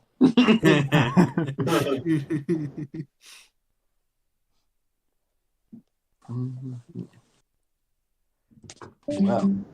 Oh no. They're trying to come back. Yep. Baby, come back. Baby, come back to me. You can blame it all on him. Discord, let our DM back. We up for a she shanty? Let's go. Nope. Just full-on banishment spell to another realm. Just a pocket plane. Megan! Hey, so we're restarting the computer because we couldn't get Discord to reload on Jennifer's computer. Ah. Yeah, we're restarting the computer. I don't know what happened. Yeah, because it was freezing on me earlier today, and I'm wondering if it has something to do with the storm that's coming in. Are you sure it's not Henry crossing himself towards the Christians? I mean, it very well could be. You expelled your machine spirits. What I have a feeling like these Romans that you're doing that cross back to, or their heads are just exploding. Like there's a demon doing a cross. What is going on? And this is where Henry is now talking to a girl Lois. Yeah. All caused by Henry. Who, ironically, is party people like the Red Sea when sea is red. Yep, I am quite the sight. So do I hear the practice grounds first, or can I see them? Oh, wait. Aha.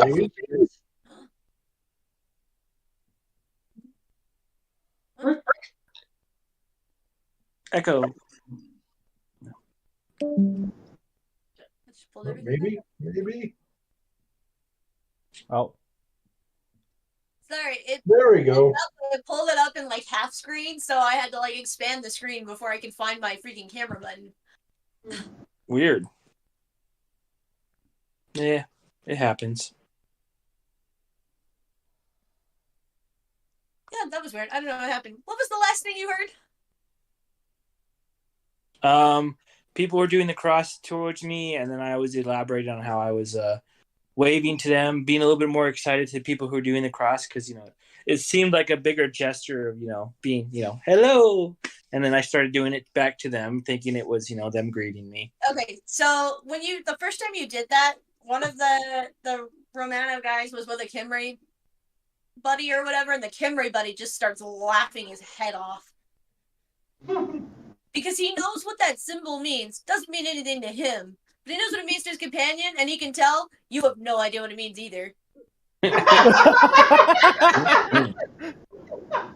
Judging by my face and my smiles and my pleasant demeanor. All about pleasant demeanor, except for, the horns. And the red skin. Yeah. So, and the tail whipping around. Yeah. Which means, so as you're getting up to this arena.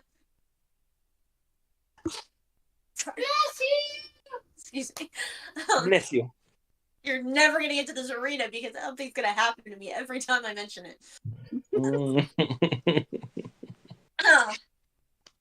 So you find that most people here, they're doing hand-to-hand combat right now because it's getting dark.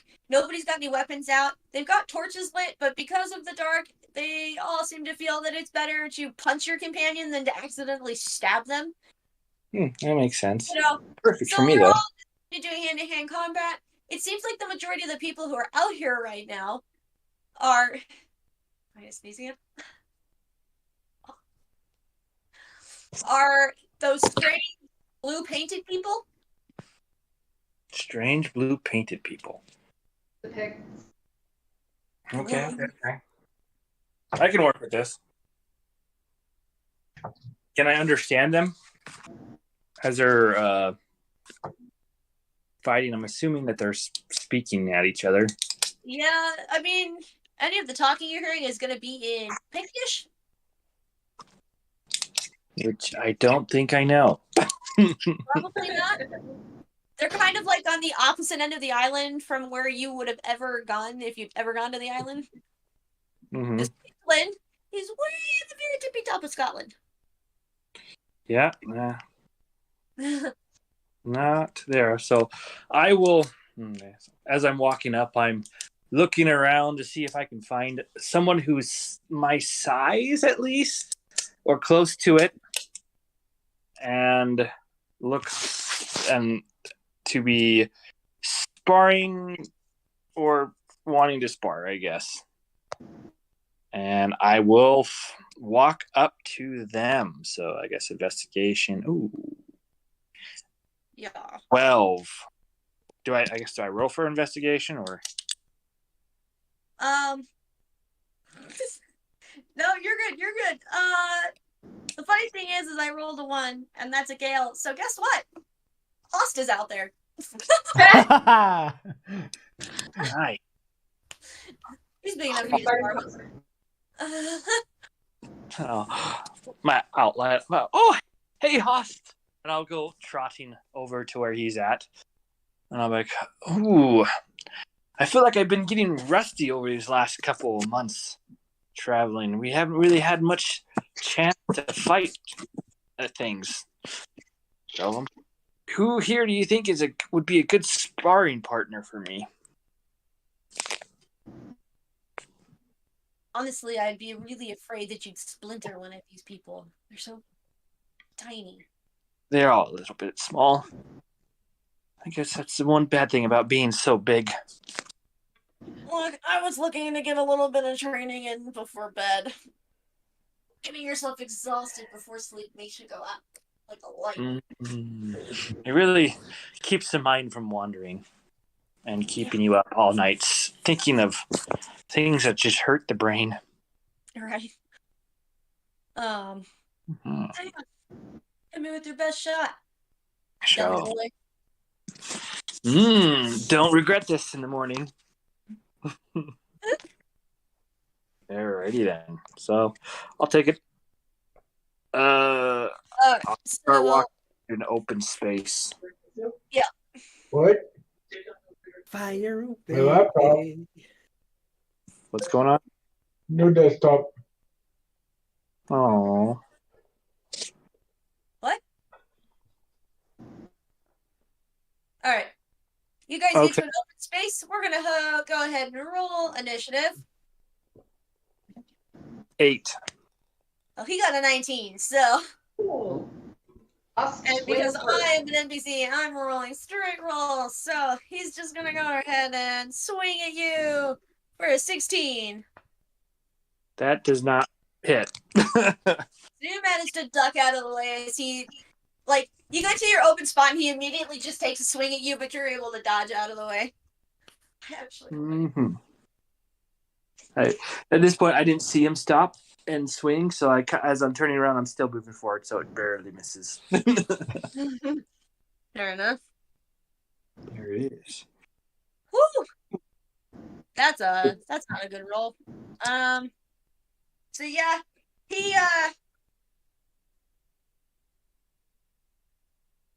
tries to, like, so he manages to dodge out of the way because you're like swinging at him, but somehow he like loses his footing and like knocks his head on your knee as you're like taking a step forward. Oh gosh. I'm a little bit. Well, I will kind of step back a little bit just to let him regain his composure, because I'm not here to take advantage of him and beat this and see if I can break him. I'm here to spar. Yep. He's just like, whoa. Grass is still really wet. You okay there? Good thing that was just my knee. No. Oh no, I'm fine. Like, I'm not even gonna bruise, but he like starts digging his foot in and like kind of digging up the grass a little bit to try and find some traction somewhere. Okay. Alrighty then. Good to go. So I rolled a 12 and I crit on the second one, so natural 20. Nice. So the first one will miss. So yeah, the first one he manages to block, but you manage to get through to him, and let's see. You manage to get him pretty good, but he doesn't fall over, and he actually comes swinging at you with an 18. Ooh, that will barely hit me. So he manages to, like, as you like clock him in the jaw, he like lifts his leg and like clocks you in the knee. Oh snap! And you both kind of collapse on the ground in a heap. And he kind of chuckles and he's like, well, that went well. I'll rub the spot that he hit. I'm like, oh, you have some nice reflexes there. I will tackle him. Just leap on top. What was what? No, we're both on the ground, so as I'm going to get up, I'll jump to grapple. Okay. So this will be opposing strength checks. do I use dexterity since I'm a monk? No. Or is it... No, it's strength. Because you're Okay. basically hitting him down. Yeah. Yep. Yeah, you would only use your dexterity if you were the one being grappled. Yes. Okay.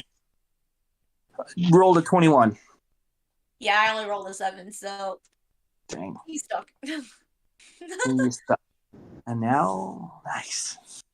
All I right. have advantage for all rolls while we're grappling. Indeed. All right, he's gonna try and break the grapple with a nat 20. So he because he's strong, he literally just lifts you up and slams you down the other way. So now he's on top. Slam. No, he suplexes him. Right. Well, Just, right in the mud. Right in the mud. I'm gonna look a little dazed as I've just been picked up like a small child and thrown about. He is a barbarian, so I mean. Yeah, no. You know nothing about being tossed around like a small child. Nothing at all. Do I still have saving throws, or since I'm the one now being grappled? Because that's just the thing. So yeah, now you have to use. Now you use your dexterity to try and get out of the grapple. Okay, 19. Well, 24 if I count the modifier. Yeah, he loses his grip on you. All that wet grass. Like he slips off of you, like his hands are kind of wet from landing on the grass to begin with. Mm-hmm. Oh, well played. Well played. And then I go for a low kick to sweep him off his feet. Okay, so that'll be an attack. Yes.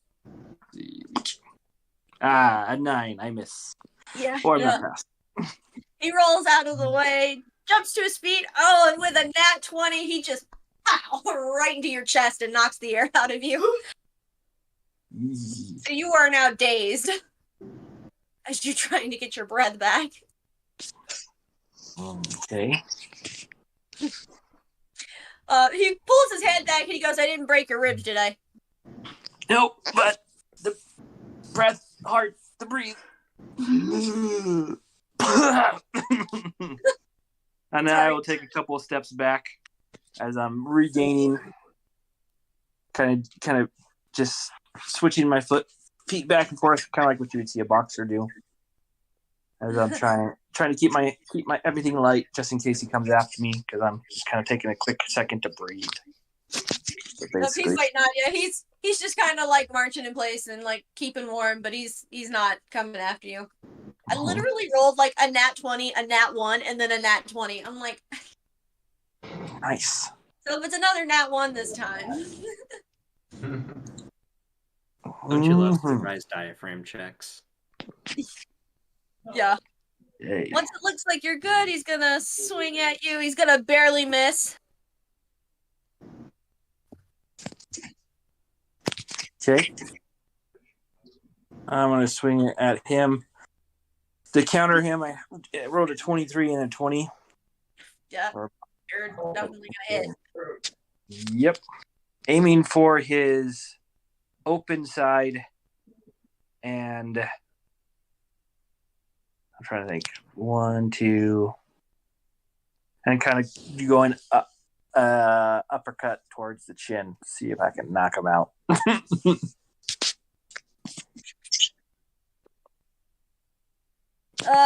You don't knock him out, but you do knock him flat on his bum again. He just lays there for a moment, and he's just like, huh. All right, look. I'll back up. I'm awake in the morning, so let's not break my jaw, okay? Sorry, got a little bit carried away there. It's been a while since I've. I mean, to be fair, I punched you straight in the sternum, so that could have ended badly too. It's okay. We have a lot of druids in this camp. I'm pretty sure 1 or 2 of them could potentially help. And as he's chatting with you, he just swings his foot out for a nat 20 and knocks you back. And now you're both just lying there. Surprise attack. Right. And he's just like, I think I'm good for tonight. How about you? Sure. I will swing my legs around in a circle and then spring myself up from my hands to jump on my feet. And that is a 25, which is a crit. So it's very fluid. And there's lots of clanging because he's got all this heavy armor on. And he's just like, how do you do that? I'll kind of like bounce on the balls of my feet and like, I don't have 300 extra pounds of weight holding me down as I flick his armor. Only like 100, but Fair point. Help me up. And I'll reach down, grasp his forearm, and yank him up. Perfect. From there, I'm going to go to Amror and Tooth. Ah. So, Tooth, I don't expect you to get lost because your perception's insane. Like, the moment you spot Amror, like... Wait for me, I have little legs!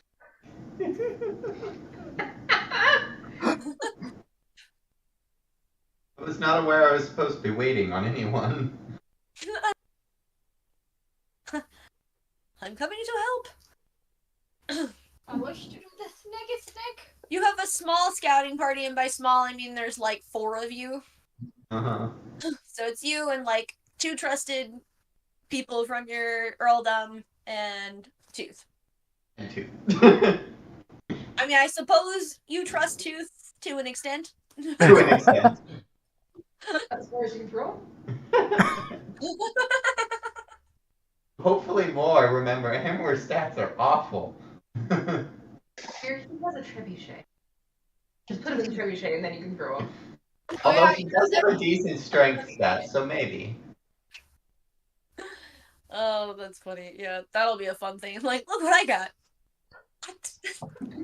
Seeds to go himself into trebuchet. So what But if... he come to join the scouting party? Was it really more exciting than for the camp full of shoes and Rocks. to put rocks in?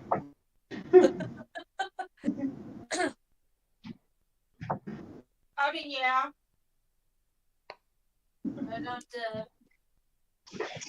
I'll prank them as we go, do stuff to them, but this seems fun too. No, no offense, my lord, but you do know he's a leprechaun, right? Can he be trusted? When it matters. That's all I care about. Maybe not with your shoes, but in battle, yes. He like looks at his feet and then looks at Tooth and he's just like confused. But he doesn't say anything. The other guy is just kind of like softly chuckling to himself and he's like, one of these days you're gonna laugh at something. And then he just like pats the other guy on the back.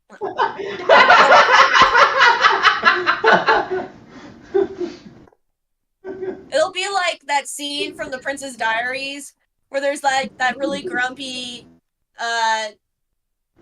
Chinaman who was sitting next to the queen and like she couldn't get him to say anything, but then the grapes fell on his plate and he just busts out laughing. Yes. Exactly what Or Julie Andrews is like this, and she's like, he's laughing? Okay, let's laugh. She's embarrassed about what happened, and he's just laughing. He's like, okay then, we'll go with that. We will go with that reaction. I like that reaction. Alright, sir. Are we gonna stick together or split up then? Come on. I feel like Amor would be a lot better at these things. To think tactically. Which I can do, but I'm not a military man. You gather information. Just use your statistic knowledge. That's a lot of what tacticians use. Well, yes. So the situation, the lay of the land, I guess that's what I really need to know. So... What are we going to find? I was gonna say, if you can think of like traditional English countryside, but filled with trees and not I don't buildings, know what a traditional English countryside is supposed to look like. Rolling hills. the Shire. Okay. Oh, with trees. Yes. So, So- There's the quintessential background for Microsoft. Basically. Probably the hills aren't necessarily nearly as steep. But yeah, similar to our backyard. Yeah. There are a lot of gnarly hills around here, and a lot of trees. The hills. Indeed, there are. Yeah, the trees are a lot denser where you guys are in compared to England, though. Yeah. If you think about the density of like the trees between Helena and Great Falls, Okay. that's Goes with the what you canyon, got. gotcha. Yeah. Even denser than that. And we are going to. I know we're scouting. What specific information are we supposed to be looking for? I would presume Amror knows that. You are basically counteracting any Saxon scouts that might be coming from their army. You know that they've been approaching, but you don't know how far out they are yet because you haven't had any reports come in from any of your far-reaching scouts yet. Your job is just to make sure that your army is not snuck up on in the middle of the night. All right. We should split up. Make sure that we cover. That we have eyes as many places as we can. Not too far though. Close enough that and he'll tap his and whistle that you can't be heard if something comes up. Okay. They'll have a job to do, but let's not make it too hard of a night. Alright. Well, Cadogan and I will go up the northeast then if you and your friend want to go to the southeast. Steve, Godspeed. Then I guess we'd like loop around and just meet in the center and go back. So it'll make a whoop. Yeah. Makes sense to me. Cadogan just like shakes his head at the other guy like whoop. Yes, whoop. You don't like my noises, you talk. He knows what I mean. Alright, good luck. Shall see you Everyone later. smiles. So we have And that Cadogan. kind of like half smile where like it's not super obvious, but you can tell that he's amused. Exactly. Alright. So, the Tooth and Admiral, you're on your way to the Snickets. Ooh, snick.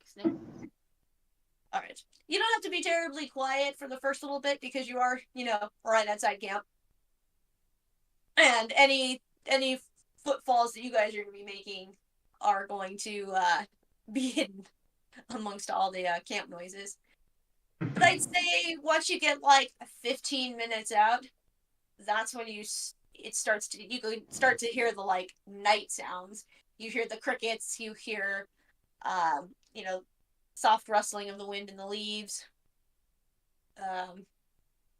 You can hear your footfalls now. So now is probably when you want to try being stealthy. Before we get to that point, Amror will ask, so, last I checked, we were all in one way or another being kicked out. After all this time, what brought you all back this direction?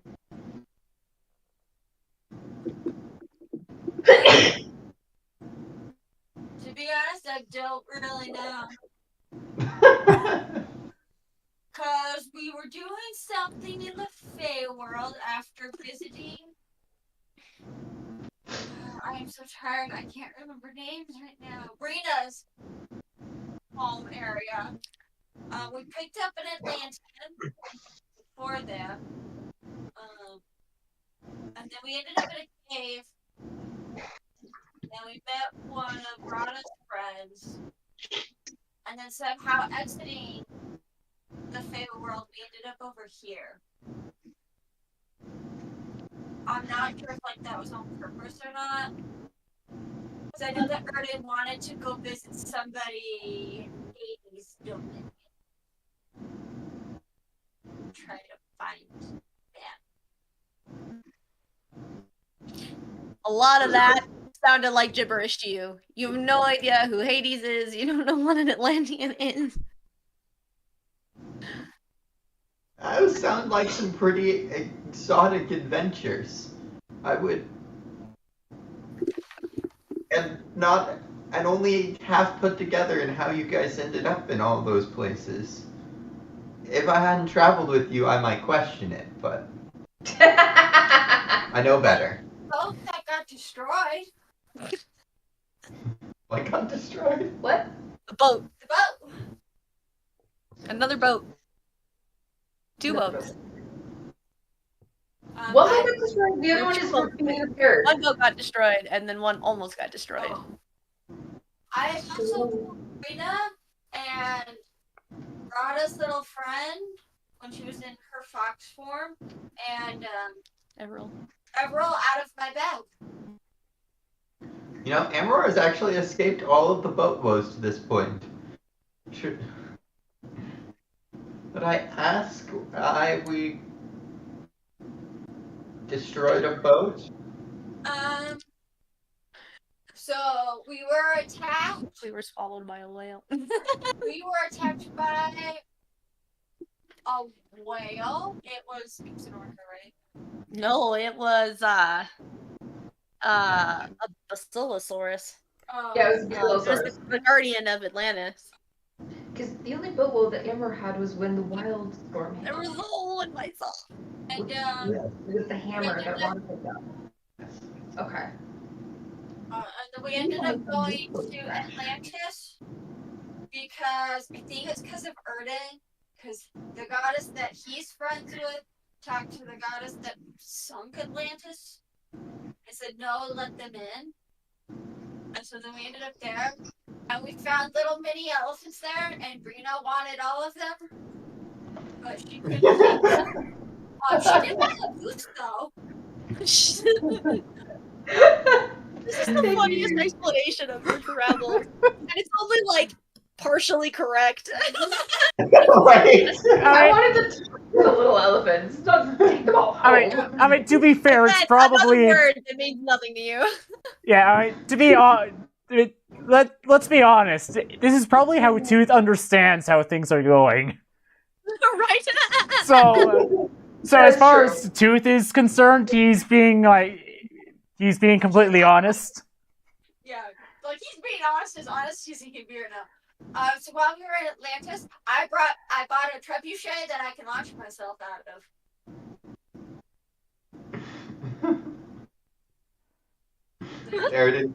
Emperor cannot help but chuckle a little bit.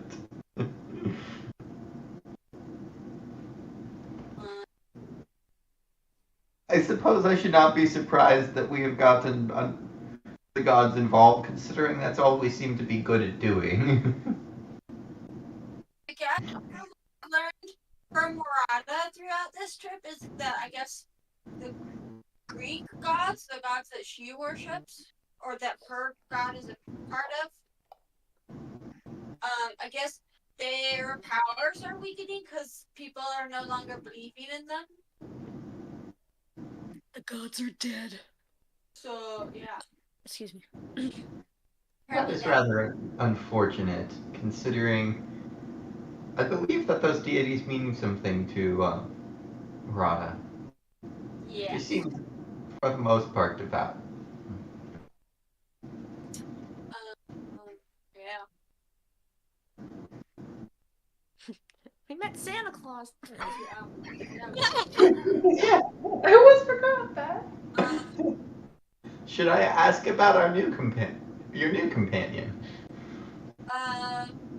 The really tall person, he says, putting his little as far up as he can. Yes. Any relation to the trebuchet large enough to launch you? So we met her in the Fey world. Yeah, Erden literally ran into her. Yeah, Erden Because she was coming through the portal that we were going through, or we had gone through. She hadn't gone through. She couldn't get through. Oh, She was trying to get through. she couldn't get through. So when we Wanted to came, go to we Stonehenge. walked into her and walked into her. I love the idea's obsession with Stonehenge. I love it. She likes metal. And she's very friendly. And she's tall. She's called an Amazonian, which are related to Atlanteans from what I got when we went to Atlantis with her.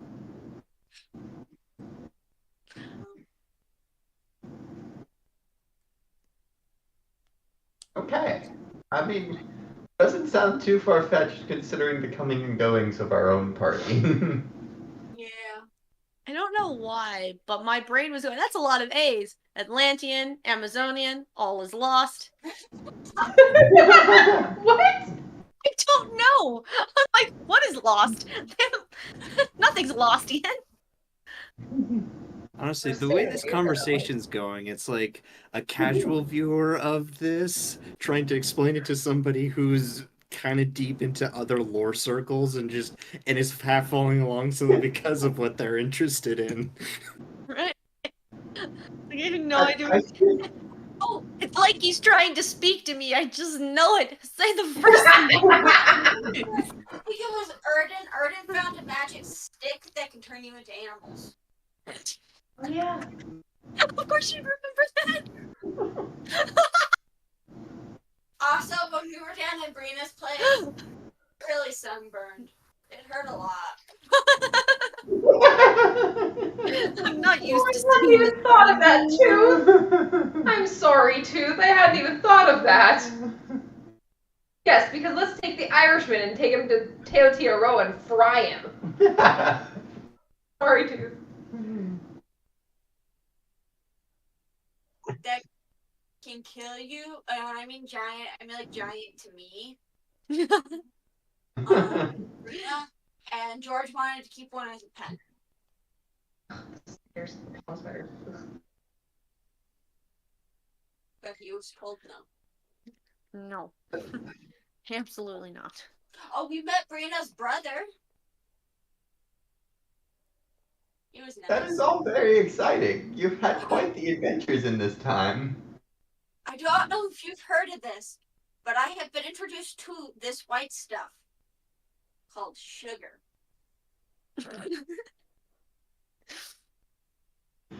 That happened with Amor because that happened when we were leaving Turnanog. Was it? No, well, Tooth just for some reason had a bowl of sugar, but he didn't know what it was. Yes, you're right. He knew that sugar could be used on the fairies. Yeah. He didn't realize it could be used on him. Because I pulled the bowl out while we were at your hometown. Your home. That's where Yeah. He didn't know what it was called. He just was like, oh, this stuff works on fairies. I remember that now. Sorry. And then I tasted it and then proceeded to stick my face in it. Yep. And then Ren took the bowl away. Yes. Have some of this stuff the last time we were together? Mm-hmm. Yeah? Yeah. I mean, like, I didn't have it the last time, like, when I was with you. Because, like, I knew it worked on other fairy. I just didn't realize how good it was. I might have a problem. I might have a problem. Okay. The party has fared fairly well in my absence. Yeah. I'm glad to Marina hear is- that. She often says, oh, dang it. Why couldn't you be here? Because you would enjoy it. Or we could really use Amber right now because Rod can use them. Yeah. Wait, Say it again? Or it'd be nice if Amber were here to help wrangle the children in with Rada because she can do it on her own. So, anyways, so how's your mom? All things considered, we're doing okay. Too many Saxons to really be comfortable, but we're making do. It's been a fairly seamless transition with, some expected hiccups, but it's been good to be together. But we've spent a lot of time fighting Saxons. And unfortunately, that has eventually brought me back on the road for the good of the earldom. It is you. I'm hearing all this cooing, and I'm going, where is that coming from? His nose is whistling while he breathes. Are we having allergies? I don't know, Mom. Oh, that was weird. Oh God, why are there doves out? It's dark. Oh yeah, and like a small group of us all hallucinated the same dream. That was right. I blew it up Erden in it. I didn't mean to. He's okay though. He might be mentally scarred. You also killed Tiberius. Oh yeah, I think Tiberius in it too. He's okay too. Did I just assume that God was involved in this one, or did worse things happen? I think the guy that was in it, he was walking around naked. He really should have put some pants on. Cold in that cave. His name I think was like Arrows. It was Arrows. Okay. And then I guess this really pretty lady who was his wife showed up, and she got mad at him and told him he was in trouble. Yeah, the hallucinatory dream gets mentioned, but not the fact that we solved a murder. I've forgotten a little bit just how crazy the life of an adventurer can be, especially with this group. Oh yeah, we came across this creature that eats magic. That was interesting. I was like made out of smoke and brimstone, and it didn't like Tiberius. I would have loved to learn more about it. Well, let's see. What can I remember from the canter? I got launched into a lake, and I just kind of sat there because I got launched really far out there, and I have little arms and little legs, and I get tired very easily when I have to swim far distances. I can swim, but I need to take lots of rest. I think Tiberius tried to run away, but then he came back, and the creature just didn't like him and tried to avoid him. It really liked Ernie. What was it? It liked Erden and it liked Dea. She kept going after Henry. That's what that creature did.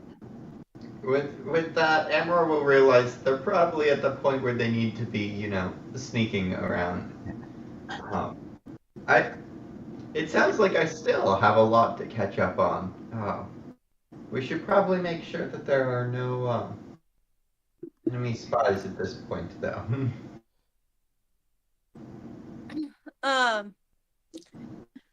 And because it is 10 o'clock here, I'm going to actually end it there. So we will start the next session with our Snaky Snakes. Thank you. Yeah. Snake. This entire time, it's been like like a child telling an adult a story. Yes. And that's exactly. Yeah, and I can definitely see that there's definitely going to be a talk between Amor and Rada soon. What is going on? We didn't agree to this. This is not how we're raising our children.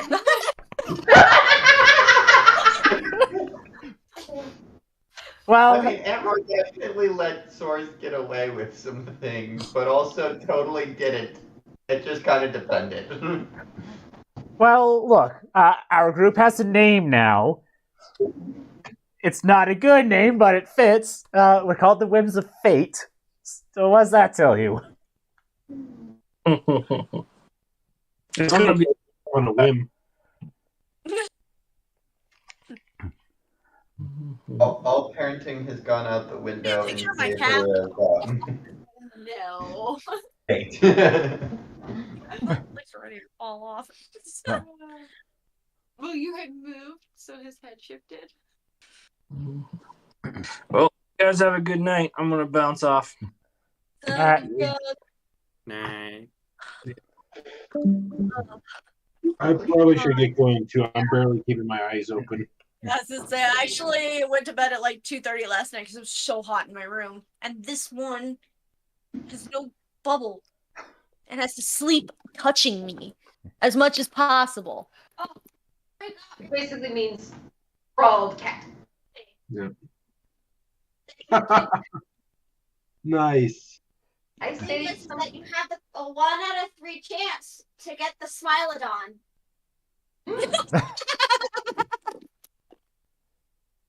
Okay, I'm gone. Alright. Next time on Whims of Fate, will Amror and Tooth find any spies? Will Tong be able to introduce herself to the druids? Find out next time.